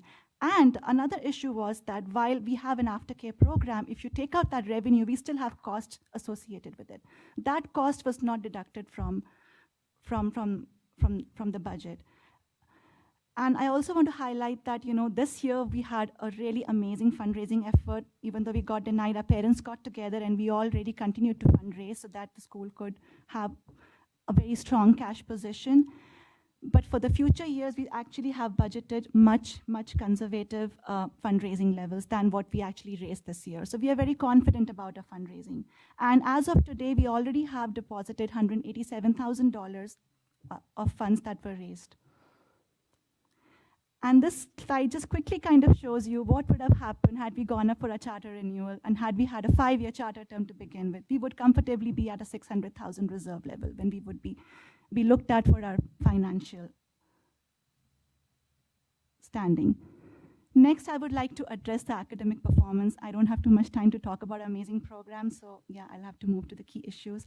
As CDE staff had highlighted that, the criteria of a charter school having been in existence for 4 years, and then you look at then you compare the scores of our school with those of the neighboring schools that the students would have attended. That criteria does not yet apply to Spark, and we should not yet be held to it. However, we still did meet that criteria, and I will show you how. And the second issue that we found with this recommendation was that the staff did not really conduct their own independent evaluation of our student achievement. They relied on counties analysis. And one of the flaws of counties analysis is that they really look at our 2-year data points, right? So we have 2 years of testing data. And as we all know, 2 data points do not tell a trend.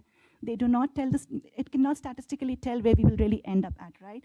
And the other challenge was that there is this assumption that the students who tested in both years are the same students. In the case of Spark, that was not the case. We actually had a significant change of student population in both school years.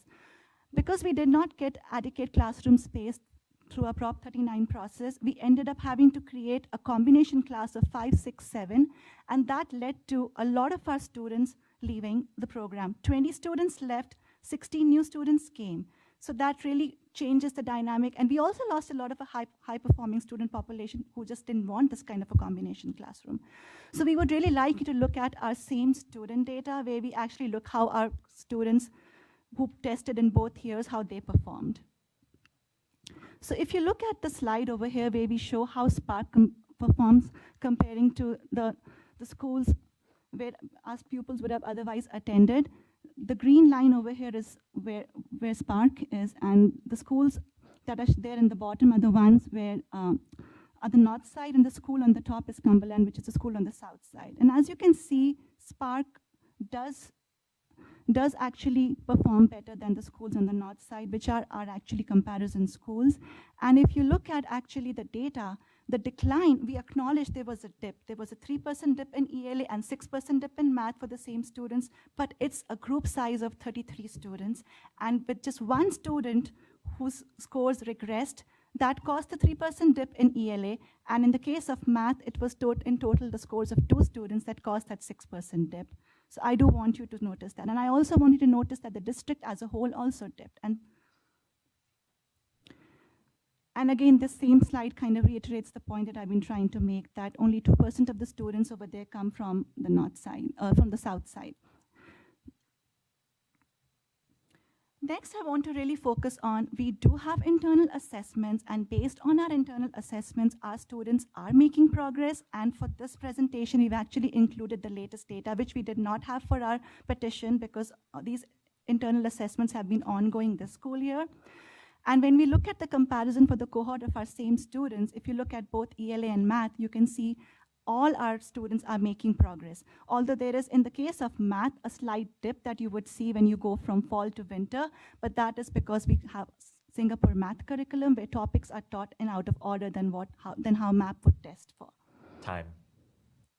You can, why don't you take another 2 minutes to power through it. So I just do not have enough time, but then I just want to also emphasize all of our subgroups do perform well. We are able to demonstrate through internal assessments they are making progress. And then even with respect to the students who transferred from Sunnyvale School District to our school and who tested on CASP the very first year, they did actually do much better at Spark. And then again, the same point, internal data in our case is more statistically reliable because we have a much larger group of students that you can actually see whether they are making progress or not versus a very small sample set size. So I would just like to conclude by saying, please do hear our charter school appeal and please do consider renewing us. We are financially very strong and we have a very sound educational program. Thank you. Are there any clarifying questions for the petitioner? In your budget presentation, you had noted an interest-free loan. Mm-hmm. How did that work? Actually, those loans were given by board members, and I'm the one who gave that loan. And I really believed that as a founder, I really wanted to make sure that the school doesn't really spend money on an interest. And it's also hard to secure loans for a charter, like for a grassroots non-CMO school like us. When we went to the bank, you need to have a minimum of 3 years of history to get any loans. So this is the best we could do as a community to support the school. One question about the revolving loan fund that you mentioned. So that is through the California School Finance Authority at the Treasurer's Office, and that's a 5-year loan? That's right. Okay, so with your term only being for 3 years, how did you plan to, if you weren't renewed, continue to pay off that loan? If that were to happen, if today's Spark were to shut down by the end of this year, we do believe we have a strong ending balance to be able to pay that off. But the way that loan is structured, it is a 5-year loan. And right, I understand. I just didn't see, that was one of our questions in our analysis was, it is structured as a 5-year, but if your term is only 3 years, we didn't see that in the budget, it was basically budgeted for you to pay off in that 3-year term. So I just wanted some clarifying information. Okay, great. Thank you. You had mentioned early on that you have provided the second interim to, so where exactly, I see a spreadsheet with a 5-year projection, but I don't see a second interim. Do you have the second budget? It's in your packet there. It's in this packet right here? Yeah. Your second interim is in here. Your entire second interim? So you don't actually have the SACS forms with the second interim? So we did submit it on March 16 to the CDE, but that did not get uploaded as part of the attachments, but yeah, it was provided. Thank you.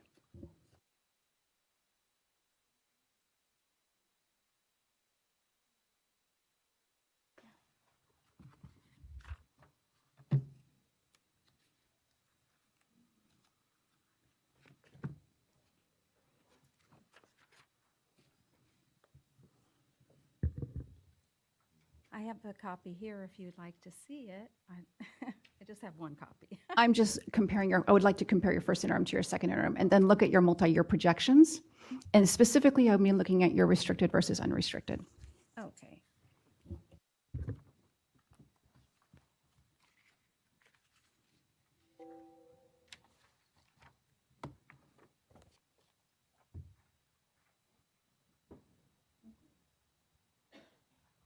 Files from CSMC as well, our back office.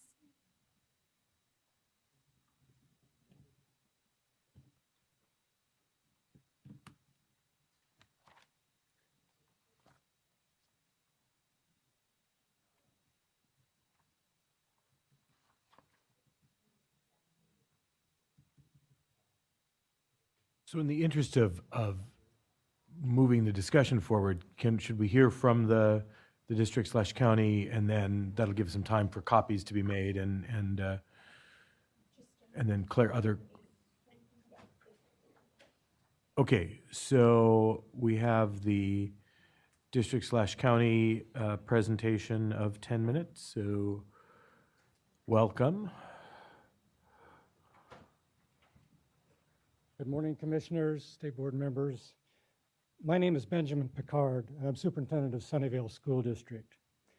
Sunnyvale School District serves pre-K through 8th grade, and as a district, we embrace the concept of programs of choice and have established 5 elementary and 1 middle school programs of choice in our district.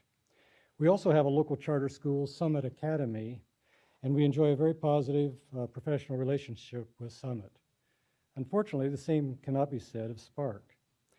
I attended the January 17th Santa Clara County Board of Education meeting on the Spark decision hearing and reviewed the staff findings reflecting significant concerns around academic achievement of Spark students. Percent proficient on the Smarter Balance assessment decreased at all grade levels and for all cohorts between 2016 and 2017. In addition, the 4th to 5th cohort experienced a precipitous drop in mathematics from 74% proficient or advanced to 33%. This indicates that Spark students are being poorly prepared for the rigor of middle school mathematics. Due to the small number of Hispanic students, grade level data is not reported. However, at the school-wide level, only 27% of Hispanic students were proficient in ELA and 13% in math, compared to 58% and 55% for all students. This clearly shows that students' academic needs are not being met and that the program is increasing rather than decreasing the achievement gap. In Sunnyvale School District, we are very proud of our students. Between 25% and 35% of district students tested at standard exceeded on the 2017 CASP, and overall academic performance is on an upward trajectory. You may not know that the district originally approved Spark on November 21st, 2013, and would have served as its authorizer. That approval was met with conditions, was set upon conditions designed to clarify provisions regarding educational programs for ELA and disabled students, remove the admission requirements for parent participation, provide information regarding Spark's curriculum, and adjust the budget for fiscal solvency and include an LCAP. Spark did not meet these conditions and instead expressed a desire to be approved by the Santa Clara County Board of Education. As a result, the district's approval was rescinded on April 29th, 2014. Since Spark's inception, we've had difficulty in obtaining their cooperation on matters of mutual interest. The district provides Spark with space for its educational program, but Spark has consistently projected its average daily attendance, refused to provide information regarding its student population, and has not met health and safety requirements, which has put all students at the site in jeopardy. A Spark employee molested a student, and more recently, a Spark teacher was inebriated and passed out on district property. Law enforcement was called to address the situation. The district does not have confidence that Spark understands quality administrative practices and procedures for operating a school so that it can serve all students well. We ask that you deny Spark's request for renewal. I will now share the time with the Santa Clara County staff. Thank you.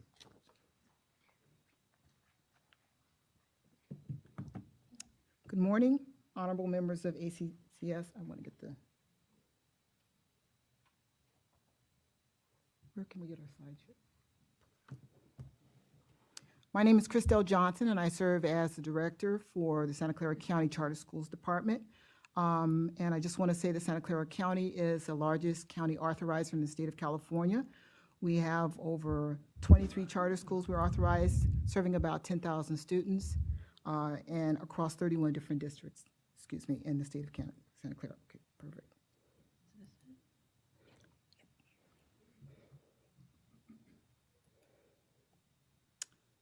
We are here today because the Santa Clara County Board of Education, SCCBOE, denied Spark Charter Schools renewal request on January 17, 2018. Spark was initially approved in October 2014 for a 3-year term, and its beginnings was marred by a series of safety, leadership, and governance challenges. SCCBOE stood with Spark and provided active and continual support. As required by California Ed Code 47607, SCCOE charter staff reviewed the Spark renewal petition in an objective and factual manner. We visited the school, met with parents, teachers, staff, and board members. While our findings are available as part of your packet, I would like to provide a review of the highlights.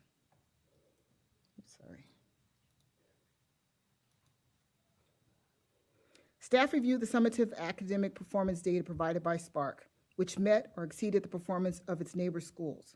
Spark's year-over-year summative performance reflected a decline of 15% in students at or above standards in ELA and 10% decline in student performance in math, reflecting its failure to meet the criteria for renewal. In addition, when controlling for pupil achievement for all numerically significant subgroups, only Caucasian or white students maintained steady performance. It is clear that significant declines in student performance for Asians, Hispanic, and EL student subgroups contributed to the year-over-year drop in ELA and math. Spark's financial issues are based on inaccurate estimates of their ADA and the implementation of an aggressive growth strategy. This has resulted in overestimating expenditures, costly unbudgeted penalties, and the misalignment of cash flow. I get that right. Also, Spark has estimated aggressive apportionment earnings. In addition, the donations and after-school program projections have not produced the anticipated outcome. These miscalculations have resulted in Spark's overestimating its revenue. Spark's cash flow is misaligned. There is an inability to manage its revenue distribution in alignment with its expenses. Lacking the foresight to properly predict the receipt of revenue creates the continued need for emergency board loans, factoring loans, and donations. While not illegal, it is not best practice and forecasts financial instability. Spark's cash flow analysis exhibits a cyclical financial practice where the funds are insufficient to meet expenses and its cash cannot sustain its aggressive growth strategy.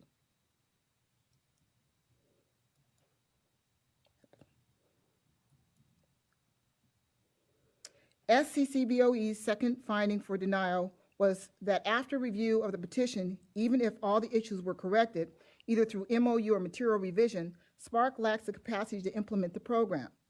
Through its academic and structural issues, compliance issues, financial issues, timeline issues, and other issues, Spark simply has too many issues. Although the passion and desire are present, the capacity is not. Another factor for denial was that the petition lacks a reasonably comprehensive description of all 15 elements. Spark's petition lacked comprehensive descriptions in multiple areas. I will highlight a few. In the era of educational programs, Spark abandoned its innovative practice upon which it was originally chartered and introduced a project-based learning approach. Spark has experienced significant staffing changes as only 3 of its original teachers are left from year 1, as well as having had 3 executive directors in its first year. Also, Spark does not have a coherent EL program which addresses integrated and designated best practices to serve its EL population, as reported by the charter. In the area of student outcomes, Spark only included 1 year of formative assessment, 2016 to 2017. There was no internal formative data from its first year, nor fall of 2017. Spark's internal assessments also did not indicate all subgroup performance. In the area of governance, Spark has had 9 different board members in only 2.5 years. It has failed to properly train its board members in the area of Brown Act compliance and has created conflicts of interest by allowing board members to, on several occasions, to provide loans to the school. Although Spark is in a porous community, it is a lack of facilities and security planning that continually contributes to safety concerns. This has been evidenced by the change by the charges of sexual abuse, being remiss in background checks, and the lack of attempts to monitor campus visitors and secure the campus. The Santa Clara County Board of Education decision to not renew Spark was not taken lightly. SCCOE realizes that the dramatic impact this will have on Spark staff, students, and families. However, it is also acknowledging that the fact that as an authorizer, it is our responsibility to ensure a sound educational program in an environment that is safe and fiscally sound for all students. We therefore respectfully request that you adopt the CDE's recommendation and deny Spark's renewal request. Thank you very much. Any clarifying questions of either the district or the county? Can you just review for me your comment about the fundraising and the prior fundraising that has happened? You clicked on that slide a little too quickly for me. Go back.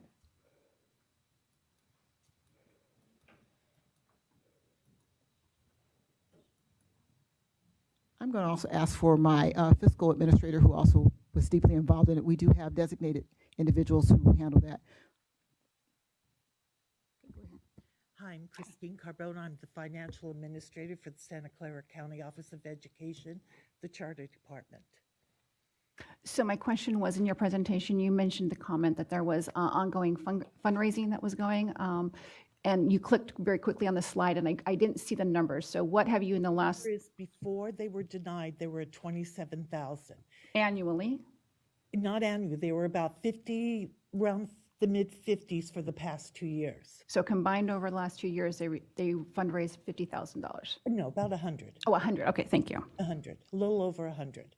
So it's about 50 for each year prior. What is anticipated going forward?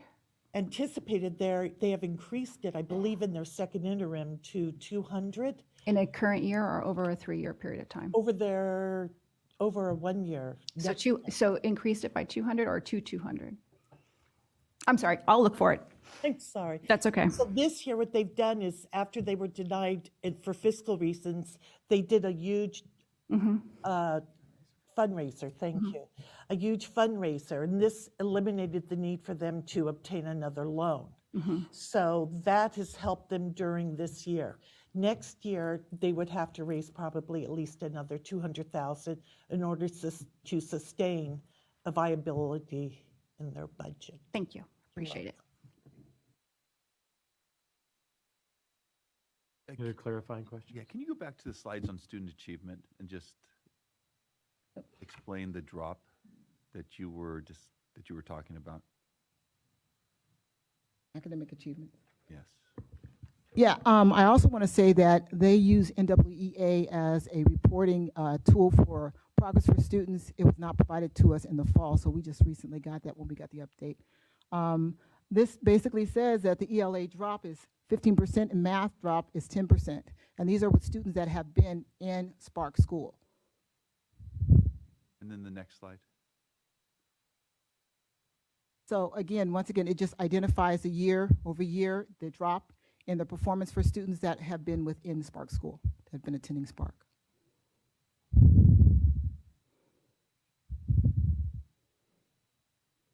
So to add to that, I think on your last slide, you had mentioned a number of schools that were approved with 3-year terms. My experience is 3 years is not enough to get data, but are you saying only one has not been renewed? Spark is based on, so 14 charters were approved on 3-year terms. They were able to show you significant data over those 3 years to be renewed. Correct. Just Spark is the only one. Spark is the only one that. Okay, thank you. Non-renewal. So I feel like I'm missing something because you're saying that students who were enrolled at Spark showed declines. Correct. And Spark is saying that students who were enrolled at Spark showed growth. This is the records that we have that were provided, again, as they provided us information. And that's on CASP, and they're talking about NWA. And that's Well, NWA was a tool that they had, and they were supposed to show that to us in January. We did not have the fall numbers. The fall numbers have just come in, when the report was provided to CDE, but we did not have that information. Okay, so I mean, I guess you can't really acknowledge or make an assessment of the NWA data because you haven't really seen the pre and post. Can the petitioner, does the petitioner acknowledge the state results? That's why I have to tell you that some of that information was just given, so I haven't thoroughly looked at it, but in terms of what we were provided during our renewal process determination, we used the data that was provided to us. And that was the missing piece of the puzzle that we did not have. And then looking at CAS results as well. Other clarifying questions of the district or the county? Okay, is there public comment on? Oh, I'm sorry. Elizabeth Perez, Zoe. Go slow. The facilities, could you do just a clarifying piece around the facilities? I don't know if that was at the district level versus the county. Because I guess it was around the ADA question and the lack of, so tell me a little bit about the facilities piece.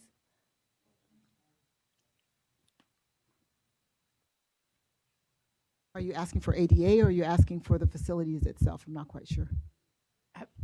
I do need clarification of whether or not there was a facilities issue or just an ADA issue, like there was something that had to do with, obviously ADA impacted budget, but was there also a facilities problem as well? Facilities would be under Dr. Picard. The district. So the district has over-allocated facilities each of the 3 years of Spark's existence. We did our projections, they did theirs. They were very aggressive in their demands, and we tried to compromise and meet them halfway, and they didn't enroll the number of students that were projected. So they have been penalized. The first 2 years of operation, they're going to be penalized another probably $65,000 this year for over-allocation of facilities based upon their ADA. And they have grown, correct? They have grown. Yeah. Okay. But not. Okay, so herein lies just my problem with this 3-year thing. So that I think that's why I can't understand any of this. Okay, thank you, appreciate it. But just to clarify, what I think I'm hearing you say is that when they submitted their request, they're submitting it for an amount of students that's in excess of the number of actual students that they enrolled. So you allocated based on whatever the final negotiated amount was, but that was still an over allocation of space, and so then they got this hit of the over allocated space, and regardless of the fact that the schools showed an enrollment growth, their projections were still in excess of or the projected ADA was in excess of the actual ADA. That's correct. Okay. Other clarifying questions? Okay, so let's move. Yes. I don't usually ask questions, but I'd like to hear a follow-up on what Commissioner Eagleberg asked about the academic performance. It was confusing to me because it sounded like the county was saying it had gone down, but it had gone down based upon data they saw last fall, not the current data. But the petitioner was saying it had actually gone up based on the current data. Well, can I ask the petitioner to speak to the CASP results as opposed to NWA? I think the thing is when the county is looking at the 2-year data, they're looking at year 1, year 2. And what we are trying to tell over here is that analysis is flawed because it's different student population. So you can't look at that data and say, these kids did not progress. But if you look at the same set of kids, they have progressed. And also I want to highlight that 20% of kids in that subgroup of 33 are special ed kids as well. So it's a very different student population that we have. So I understand the value of cohort analysis and tracking longitudinally cohorts. It sounded to me like when the county was presenting its data that it said that the declines were for same students? No, they are just looking at when you look at the CAS scores that are reported, it is Looking at total enrollment. total number, exactly. That's the data that they have. They don't have the same student analysis. Only we have the data to see that, which students are the same students in each group. Nobody has, I don't believe they have access to individual student records to determine whether it's the same group or not. And the folks from the county behind you are shaking their heads. So what's the truth here?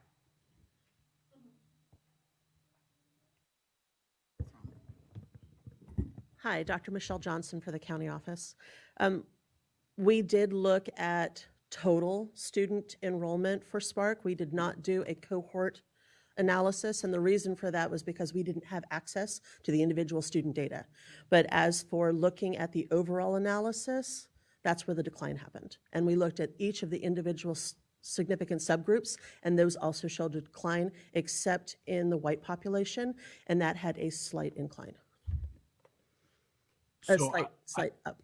I appreciate what you're saying, but I just want to clarify that what was said a few minutes ago was that it was the same group of students. And so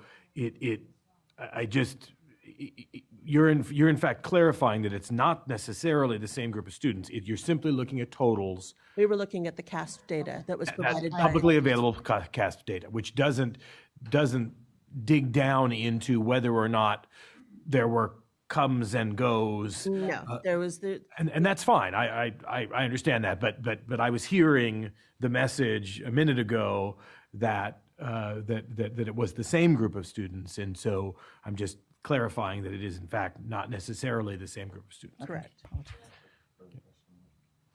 Another question for you guys. Looking at the California dashboard, there was a drop or decline, but their students, if we're looking at all students, is still in the green.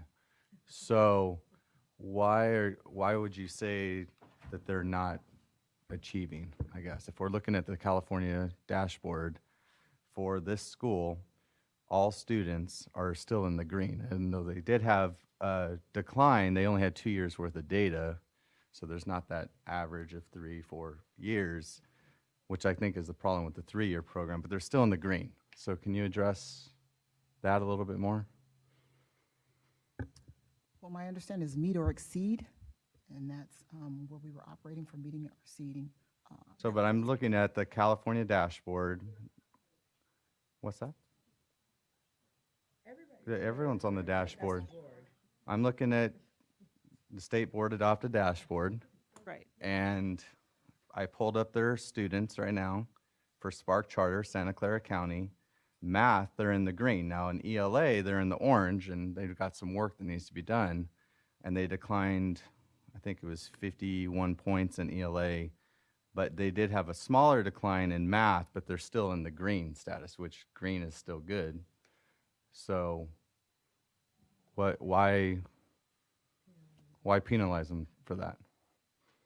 Because the way that 47607 is written says that you have to show academic improvements in all students or in all grade levels or in all significantly.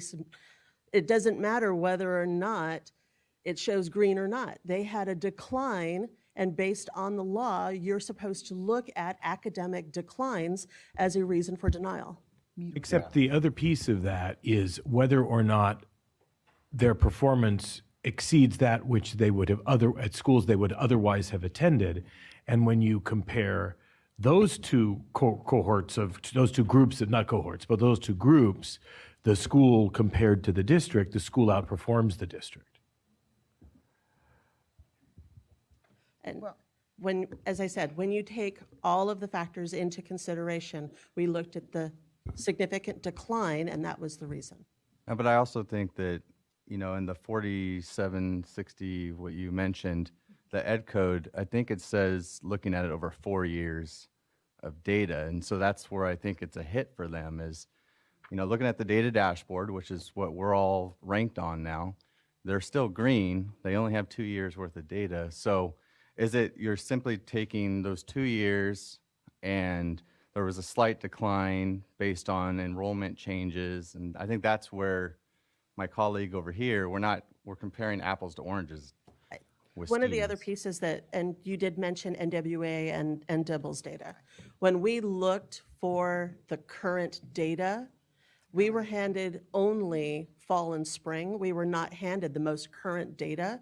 We just took a look at it today, and if when the petition was given to us in December, they would have had the fall 2017 data, and it should have been included in their petition. It was not, because when we looked at it today, there was a decline in there.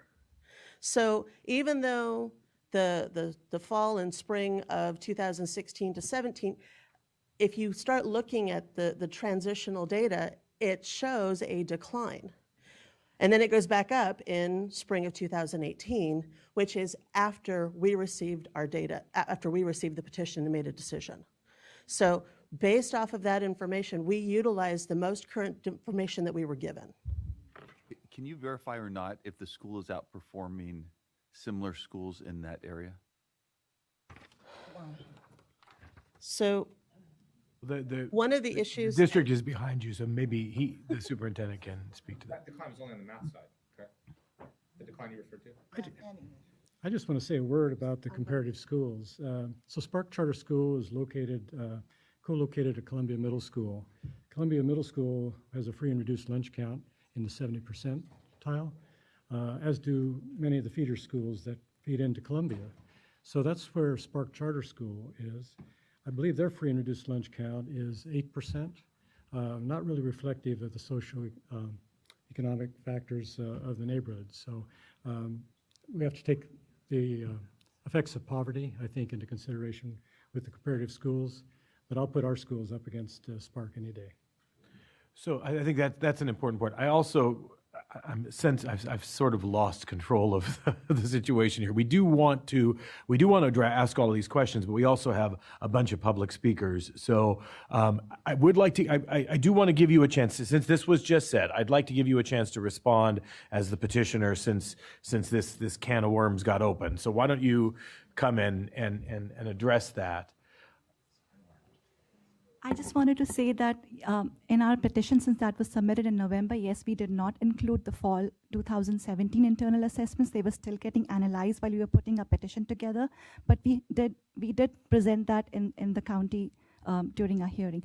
And the other thing I wanted to mention over here is that, I'm sorry, I'm losing my train of thought over here on the internal assessments, but maybe I'd like Alec.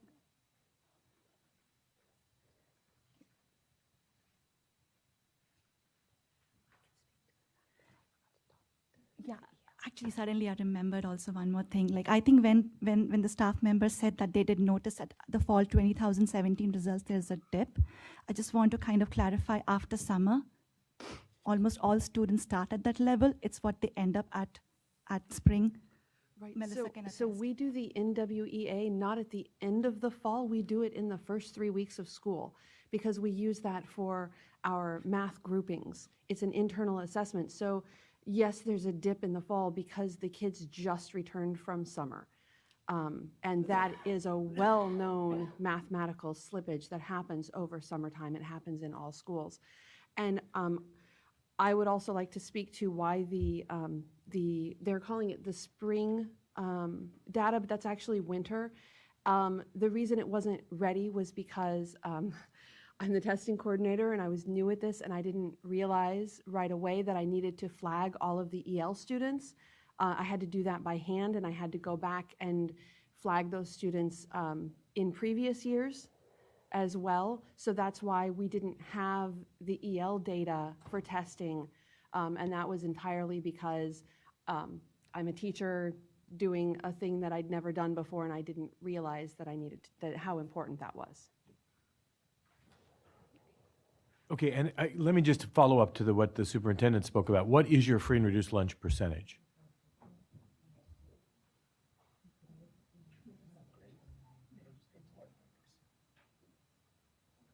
The unduplicated count, which, as you know, is usually primarily free reduced, but also includes EL and technically foster, is around 27.22%.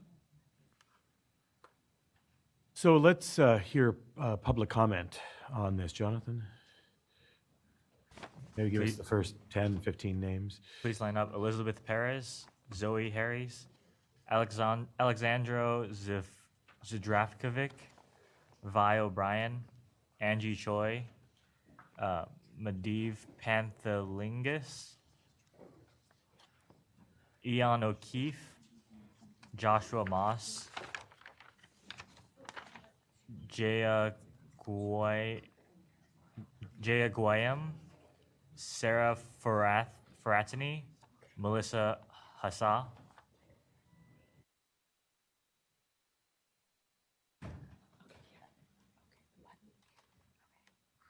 Ready? Hi, my name is Elizabeth Perez, and we came to Spark after 3 months at our home school in Sunnyvale.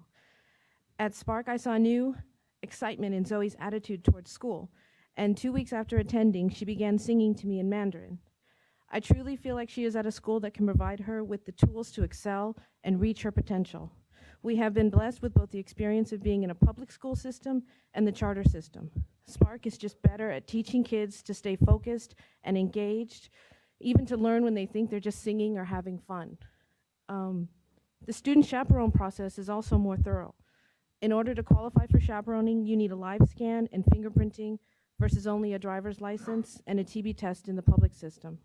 This gives Sparks more accountability for student safety and security. We need more schools like Spark, not less. This is a great community and a great program, and please vote yes to renew. Thank you. Thank you. Now I just have to get this thing down.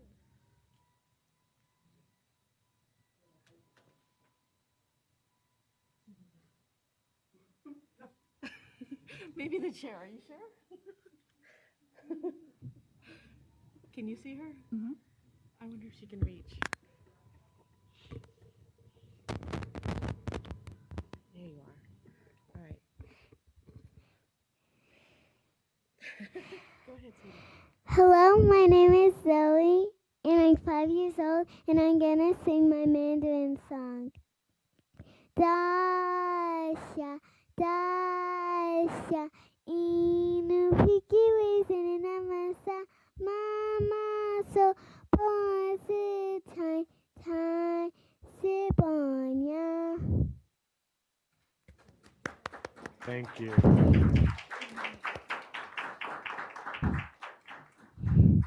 And I'm so glad that I have such a great teacher and such good friends.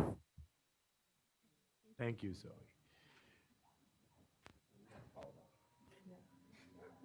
Yeah, who's the unfortunate person that has to follow that? Yeah. Yeah.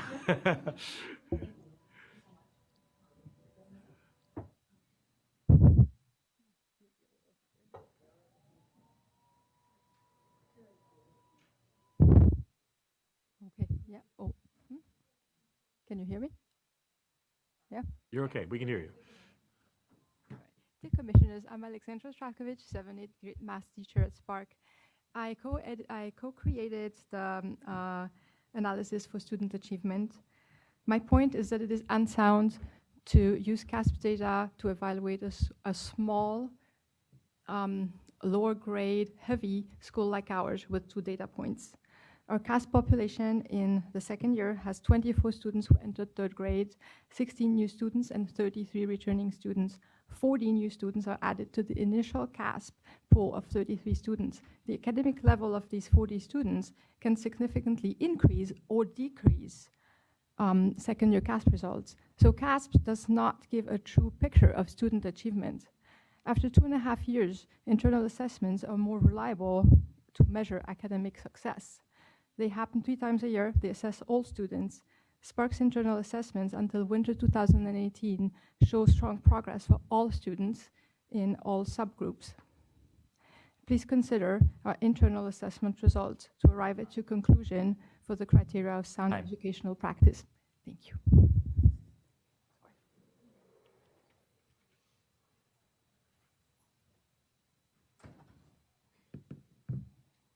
Do I start speaking?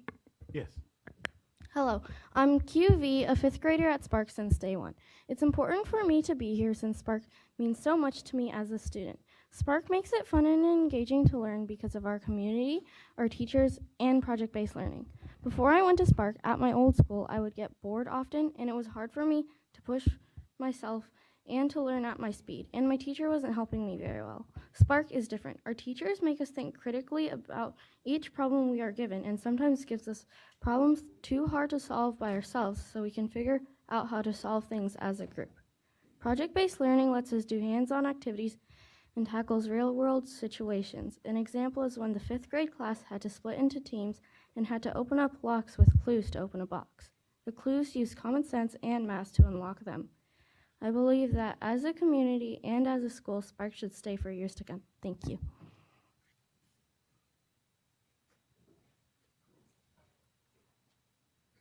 Good morning. My name is Angie Choi.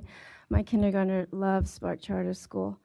Learning about how Spark came to be, I'm so impressed by the founding and present board members for their passion for providing excellent education for all.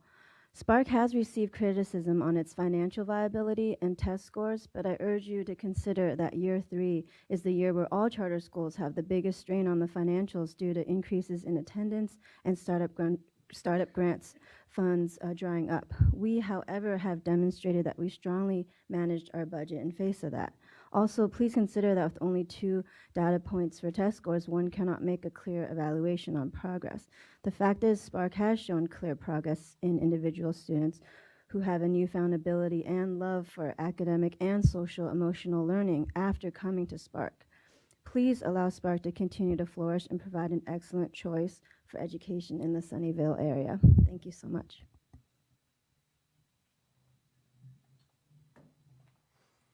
Good afternoon, members. My name is Madhu Pantalingal. I'm a parent of a kinder at Spark School. I want to start off by telling a snippet from one of these, 2 of the great researchers and educators in this field, Henderson and Burla.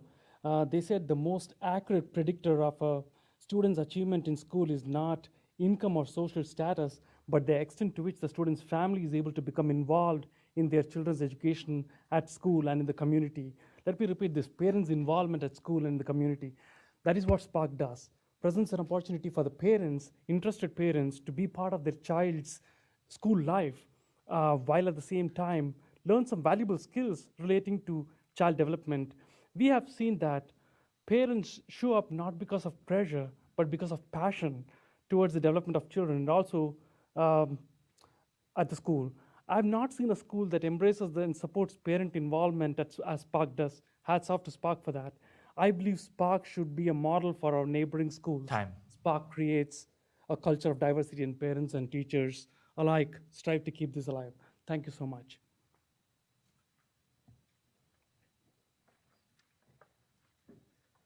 Hi, my name is Joshua Moss. So here we are. They stood up and they said we wouldn't be able to make payroll 2 months ago.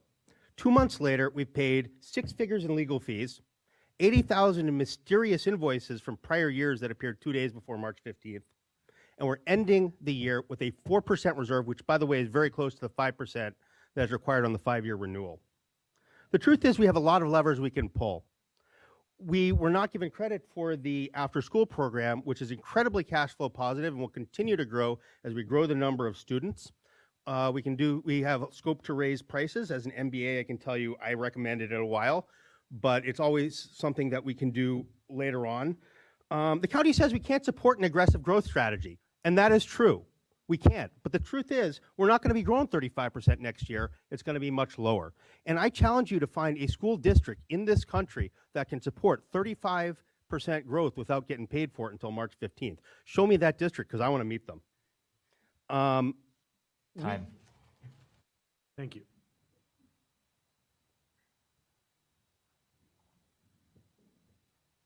Good afternoon, board and commission members. My name is Jaya Gautam. This is my daughter's 3rd year in Spark Charter. Although I've lived in Sunnyvale, in the north side of Sunnyvale, in SESD for 20 plus years, this is the first opportunity where one of my kids has gone to a Sunnyvale public school, a local school, and I live 2 minutes away from Spark. Having had the chance to observe my daughter's growth from 1st to 3rd grade, I'd like to speak to Spark's sound and robust educational program, wherein she performs above the SESD and the state average. Her teacher also emphasizes projects, teamwork, and SEL skills, which will help her for the rest of her life.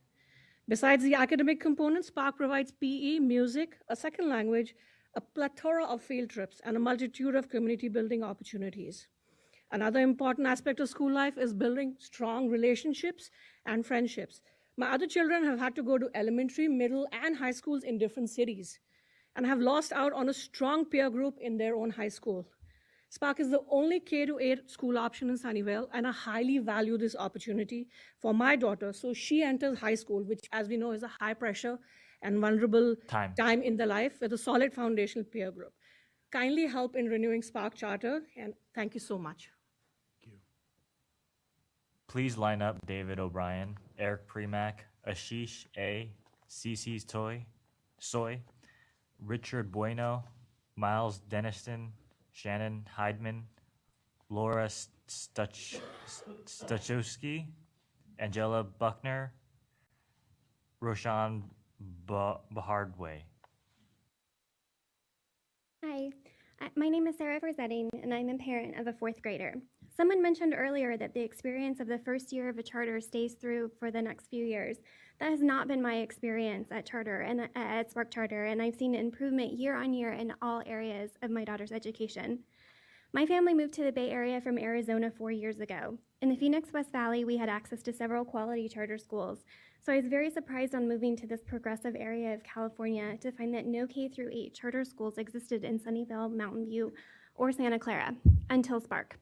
My daughter joined Spark soon after it opened, and I was and still am thrilled to have the option to have my children attend a grassroots organized charter school whose educational philosophy aligned with my family's and which is close to where I live and work. Our area of Santa Clara County needs a K-8 charter school. We need options that don't have long waiting lists and impacted classrooms. We need options for public education, and we need those to be close to where we live and work. Thank you very much. Thank you.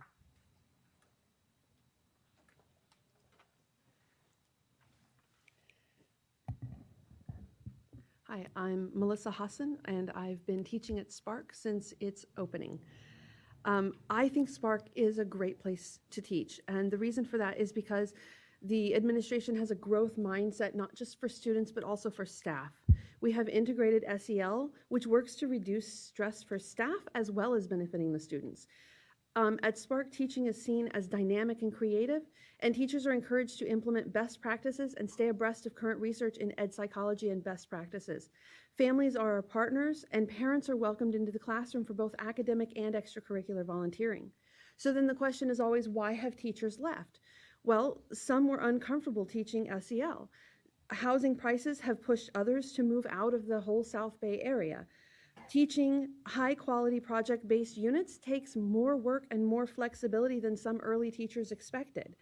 Constant iteration and improvement takes a specific mindset and an energy level and simply is not a best fit for all educators. Not all teachers feel comfortable with viewing students as partners in the classroom, and not all teachers are comfortable with having parents in the classroom. Thank you.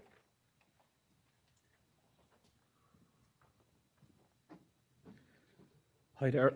Excuse me. My name is Owen O'Keefe. I'm a parent of a 1st grader and 3rd grader.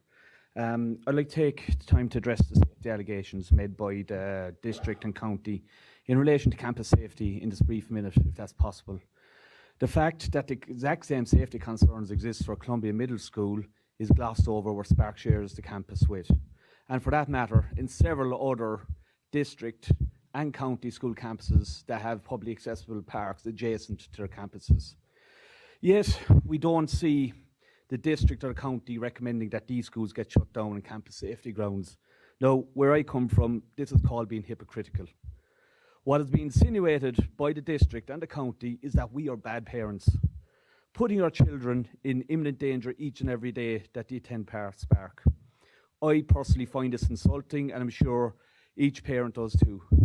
Nothing is more precious to us than the safety of our own kids. We have eyes too, we can see. We don't need a lecture on our child's safety. If we were not happy with our children's safety, trust me, they would not be attending Spark. Thank you for your time and in making the right decision.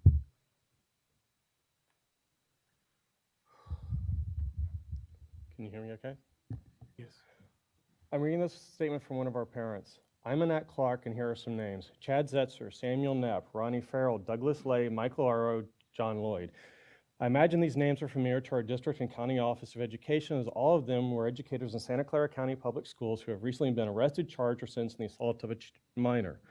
I work for a large internet tech company and specialize in combating child sexual abuse. I know the horrors of this crime and would never trivialize it. However, I am left with a distinct impression that the allegations with regard concerning Spark have been used as a convenient pretext to attack the very essence of charter schools, and bizarrely as an opportunity to vilify the community that was victimized by this act.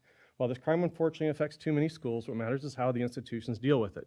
In the aftermath of this crisis, having received no institutional support from the county or district, this school should be commended for how they address the situation. With every parent, student, chaperone, fingerprint background check, Spark students are objectively safer than at the comparative district schools. As voters and experienced grassroots activists, we fully expect that this esteemed commission will apply an unbiased legal standard and renew Spark. Thank you very much for your time.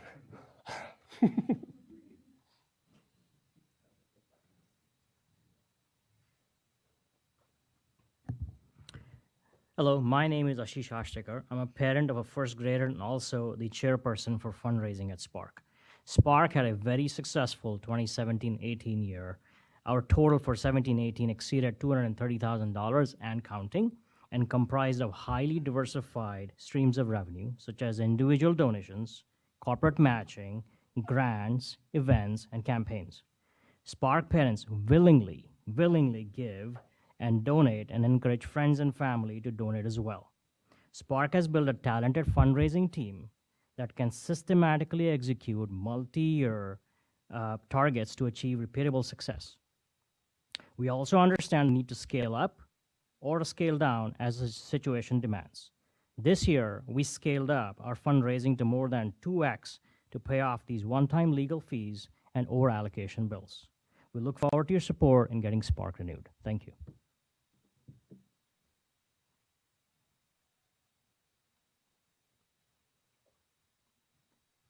Hi, I'm Richard Bueno, and can we share our minutes? As long as it's a total of 2 minutes. Yeah, Hi, everyone. We're all here to achieve the same goal, okay? Well, our goal here is to academic triumph, right? Spark Community is here to achieve that goal for our kids. Today, our kids are unique and diverse. They need to have unique and diverse choices in learning to excel. Spark believes in our kids. Spark challenges our kids. Regarding the allocations of the child abuse and molestation, this is where Spark really came through and acted quickly and promptly.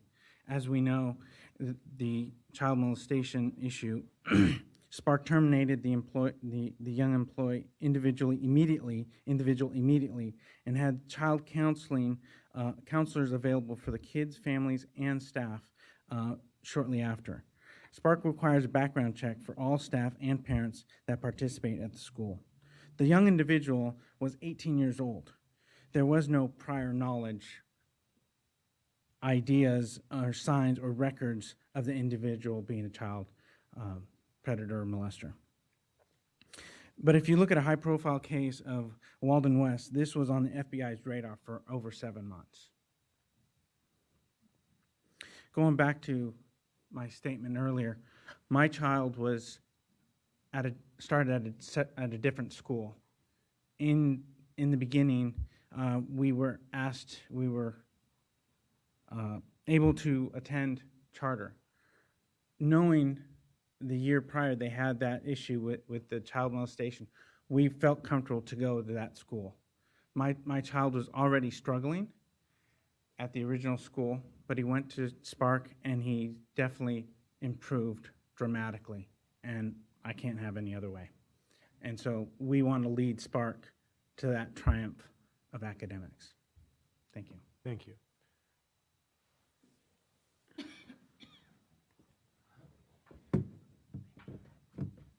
Hi, good afternoon. My name is Miles Deniston with Charter School Management Corporation. We do financial support for Spark. I just want to speak to those type of items and just want to say I'm happy to answer any further questions. But just a couple things I wanted to emphasize. In 16-17, so last year, Spark raised via foundations and local fundraising almost exactly $100,000. This year, we are projecting slightly under $200,000. As of today, we've almost raised that entire amount. We're at $190,000. So we're almost certainly going to exceed the amount that we're projecting for this year. And then next year, we're projecting going back down to the old fundraising amount, back to $110,000 total. So even though we're going to be 50% larger than we were in 16-17, we're assuming basically on a per student or family basis, much, much lower fundraising than we actually accomplished in 16-17, much less 17-18. So I wanted to clarify that point. Also wanted to emphasize about the cash flow aspects. Spark grew 35% in its last year grades. And so for those of you that really know the ins and outs of how cash flow works, you don't get paid one dime for those kids until March. Given that the average school district only has a 15 to 20% reserve, there's almost no school district that would be able to survive not getting 35% of its revenue. So yes, there was a small amount of cash flow assistance in the fall, but that's all that the school has required, and it's paid back almost all of it. There's that one board member loan that you heard about, but that's for a relatively small amount. So just wanted to emphasize those items. Happy to answer any other financial items as they come up. Thank you. Thank you. Hi, good afternoon. My name is Shannon Heidemann, and I sit on the Spark board. I just want to raise a couple quick points. The district has always criticized Spark for not reflecting the same demographic profile as the district.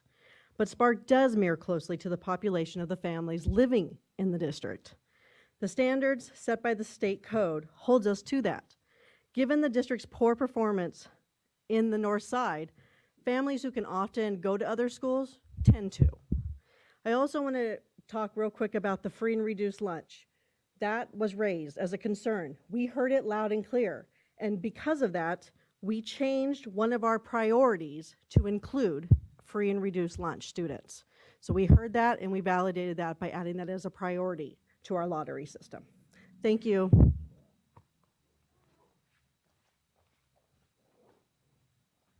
Good afternoon. I'm Laura Suchinsky, another board member and one of the founders.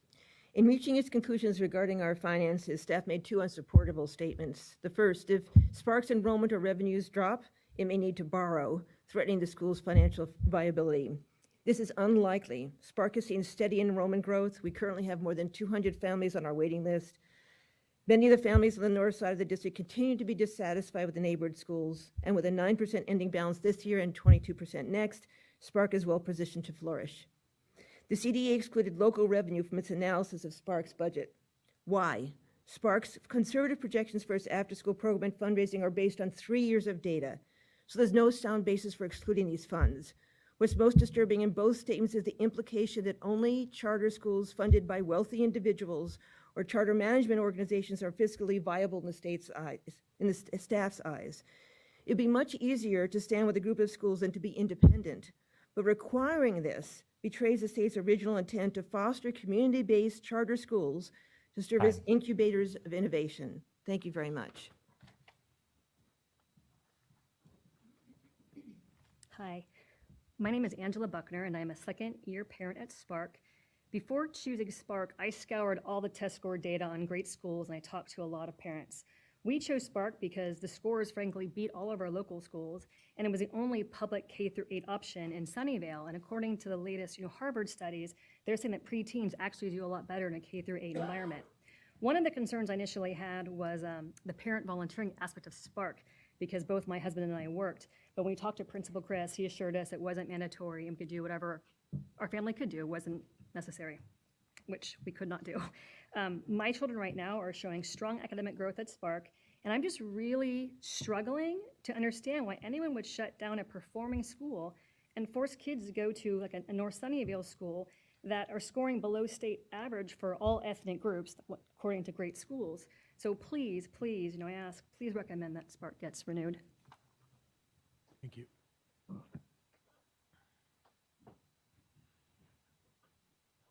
I used to struggle in reading.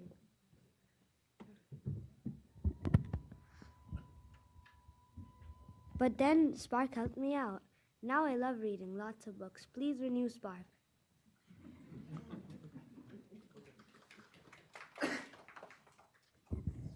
We'll give him an A for brevity. Eric Premack, Charter Schools Development Center. We think this school has done an excellent job of refuting all of the reasons for denial. We appreciate the questions about, are we looking at matched student data, or are we looking at, simply what shows up on the website? And it's very important to take a look at this data and really understand what's going on with it, because often what's posted on the website does not reflect the rapid turnover that we often see, particularly in charter schools in their first few years of operation. We also think the school did a very good job of laying out its financial picture. It's extremely common for new and growing charter schools to have cash flow issues. The state funding just does not keep up, and we never work with a new or growing charter school that doesn't have a cash flow issue. Some of them have big donors or CMOs to bail them out. The overwhelming majority have to go out and borrow money like this school does. There's nothing wrong with that. There's nothing shameful about it. Time. It is what you need to do. We would urge you to approve this. Thank you.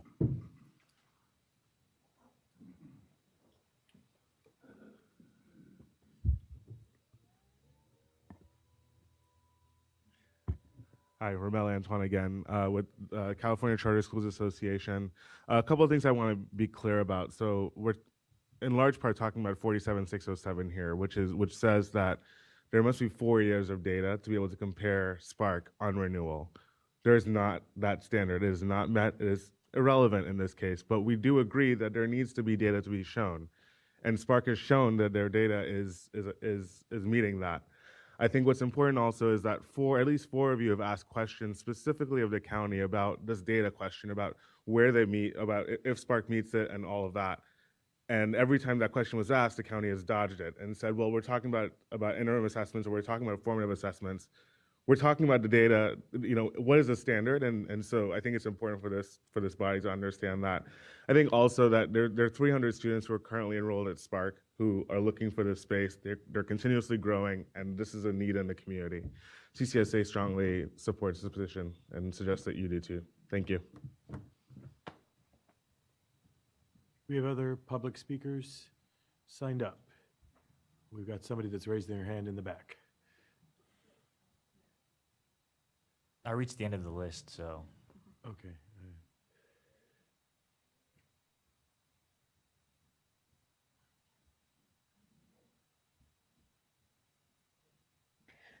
My name is Brandy Wibberly, and I'm the after-school program director. I also have 2 successful autistic students attending Spark.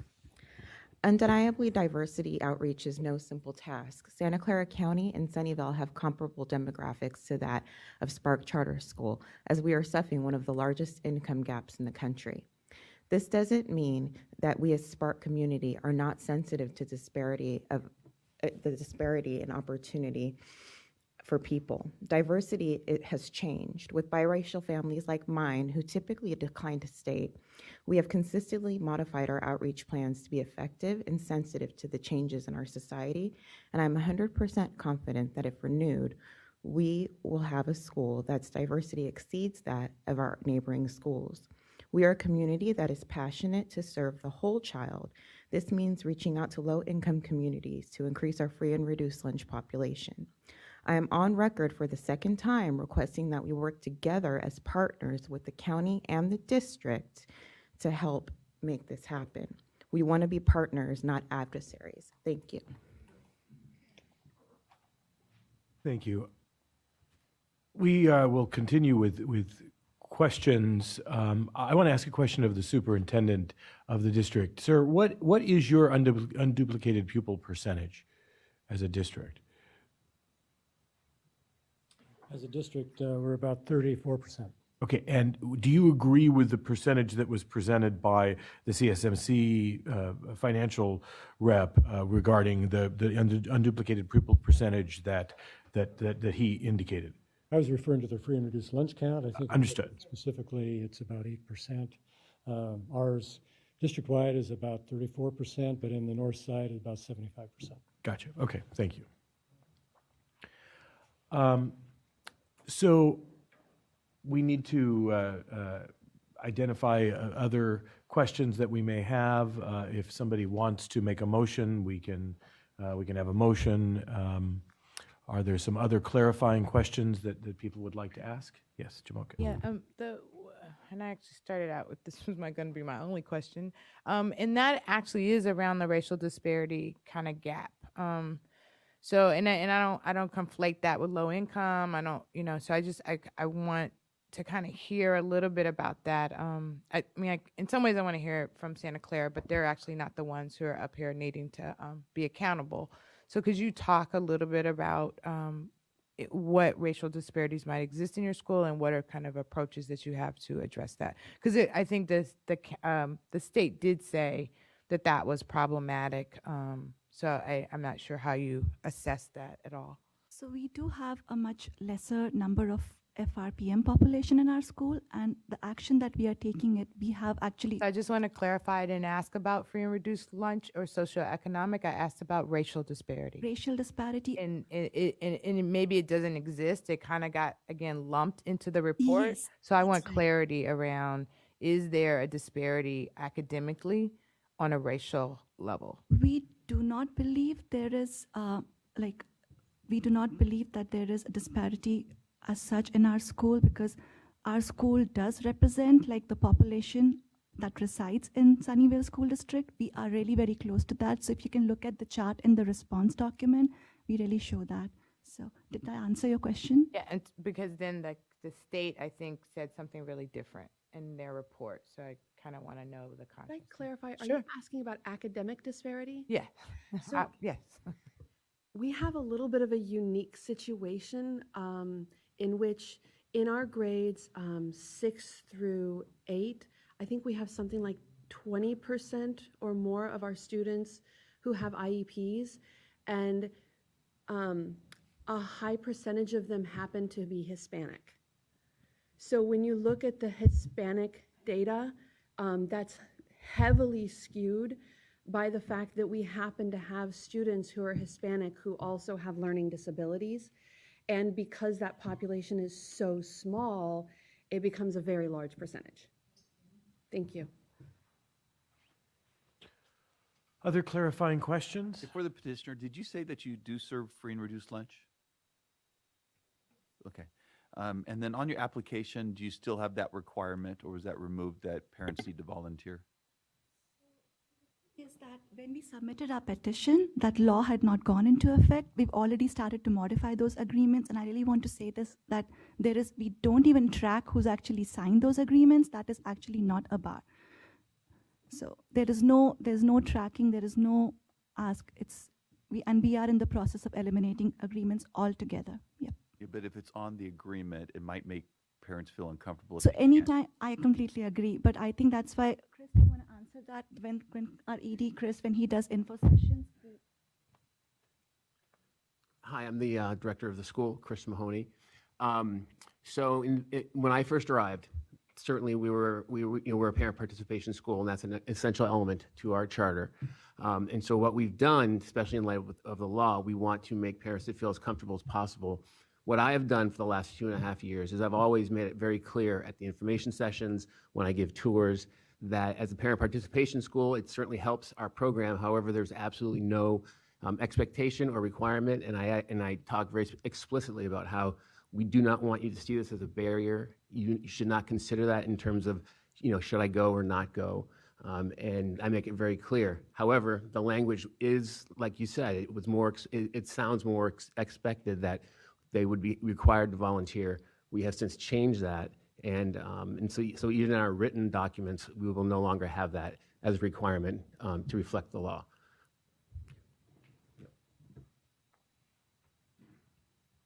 I do want to make sure that the district and the county don't have anything else that they feel like has been said that they'd like to respond to. So is there anything that the superintendent of the district or that the county staff would like to address? Hello, Christine Carbone, Financial Administrator, Charter Schools, SCOE. I have here their second interim, and they have 10% or 25 students that are special ed, and they have 7 students or less than 2% that are English learners. And that is according to this. They do have an unduplicated count of about 28%. That's true. I also want to clarify that while the sexual abuse happened while under Santa Clara County's authority, we did not take action to revoke. We allowed them to regroup and continue in service.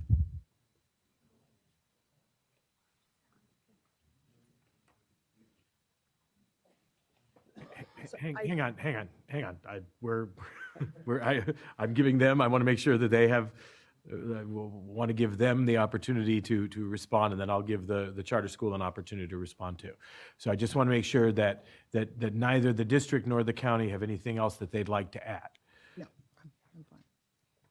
Thank you. Okay. Would the school like to respond to something that has been said?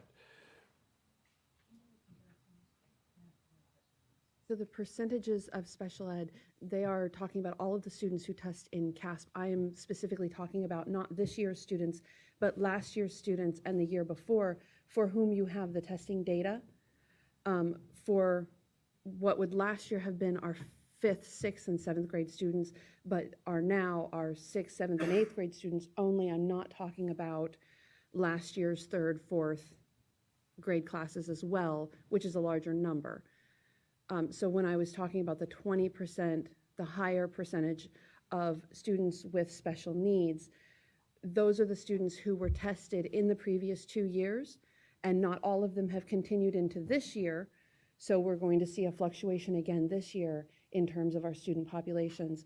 But previous years, we have had a larger percentage of students with special needs who also happen to be in the non-white different ethnic categories. So what you've just said sounds to me like there's an exceptionally high transiency rate. Can you address the reasons for that? Some of it is because people are looking for housing and they've had to move out of the area. Some of it is because people were had a different idea of what Spark was going to be versus what it actually was. Many people flocked to Spark in the first year with many different ideas of what it should be. Some people looked at project-based learning and they thought that that wasn't academically rigorous enough. Other people thought it was that the social-emotional learning component was a waste of time. So we had many different parental philosophies, and I would say some of those left, but I would also say that we have a similar problem to what Sunnyvale School District is experiencing, which is families being priced out of the area. Families having to leave because when a house does go up for sale, there are 20 buyers all offering cash 25% over the asking price. Families simply can't always compete and stay in the area. Okay.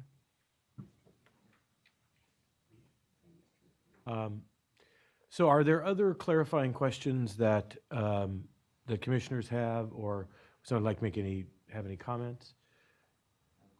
Yes. I have a question for CDE, and this may just because I'm new to the commission, but the removal of the local revenue, and you guys do a lot of work with analyzing these, just why is the local revenue removed? What's the practice with that? Other local revenue, most of the time it's because it's unverifiable or it's projected and we can't determine specifically. So other local revenues such as the donations and fundraisers, we have a hard time verifying that.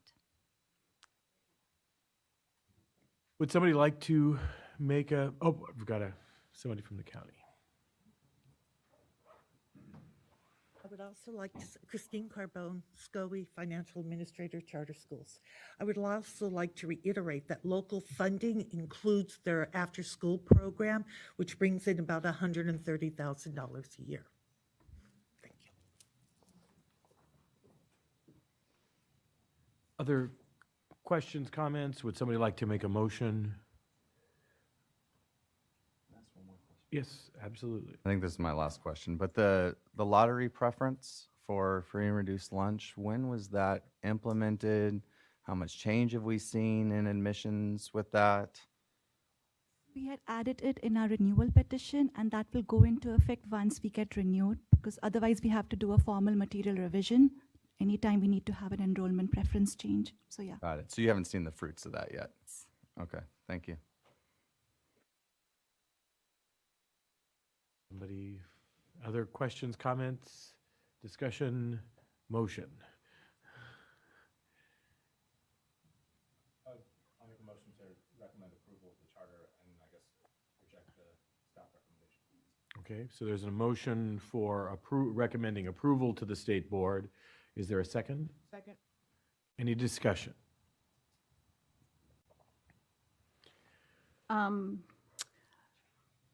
So I want to thank the petitioners for providing me the second interim, and I looked over it briefly. I did not have as much time as I had this last couple of days when I was doing prep for this particular meeting.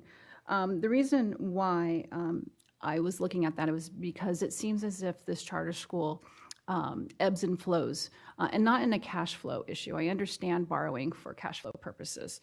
That is not uncommon. But I am uncomfortable with the potential of borrowing for cash flow, but borrowing under the guise of cash flow to plug a structural deficit in a particular budget.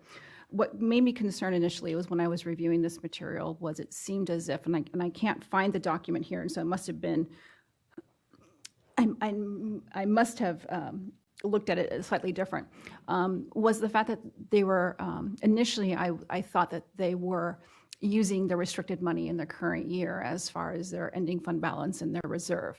If you look at their first interim, and that's what was provided to this commission and provided to CDE, they have a $79,000 in unrestricted ending fund balance, which is a 3% reserve. And then you look at the out years, and they kind of clumped together, unrestricted and restricted, and it comes out to a better number. But in reality, you can't use that restricted number for your purpose of your a reserve type. So I would like to caution the commission. I'm also very uncomfortable with the idea of having such a reliance upon fundraising. And being a county superintendent, we review budgets all the times of the school districts in our county. And our mantra is hope is not a strategy. We have, in the particular county in which I work, we have many foundations that do raise ongoing monies up to the point of millions of dollars for local foundations that they then help run charter schools or help donate money and provide services and activities for charter schools and public schools, other public schools as well. But it's not necessarily included. And for me, this is such a bare knuckle budget that's provided with a pretty aggressive ADA growth pattern that I fear potentially that this charter school could be looking at some financial, substantial, it sounds as if they've had substantial issues, financial issues in the past, but continued financial issues. I'm not hung up so much about the academic as maybe other individuals are, because I think when I first had my meeting 2 months ago, I said that I'm a reasonable person, and the code has API scores, and we no longer have API, and so I think a reasonable person has to determine whether or not. When I did my analysis of the testing, it was above the state average, which kind of gave me a little bit more comfort room. I understand it is not apples and oranges. It's not a direct representation of the of maybe the community at large, specifically the neighborhood that they're specifically in. But for me, I find I'm a little bit challenged going forward. I think it's a big deal to close an existing school. I think it's a really big deal. So I'm a little bit, I'm challenged at this point.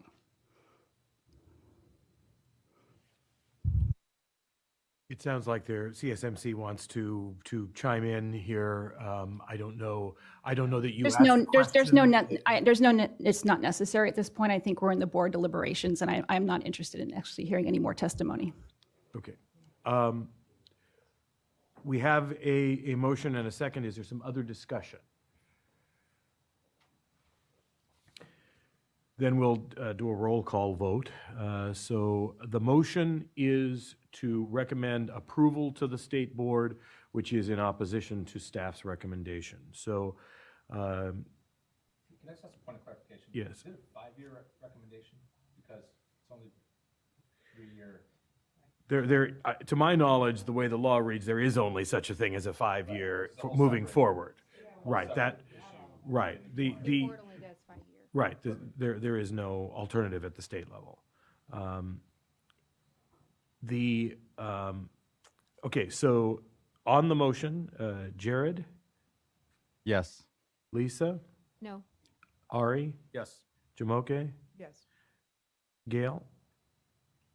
No. I will vote yes. And Wes? Yes. Okay, so that is 5-2 recommendation for, that goes to the state board for approval.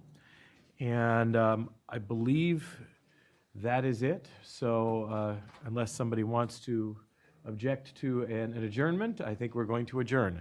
Thank you all very much. And thank you again, Judy, and goodbye.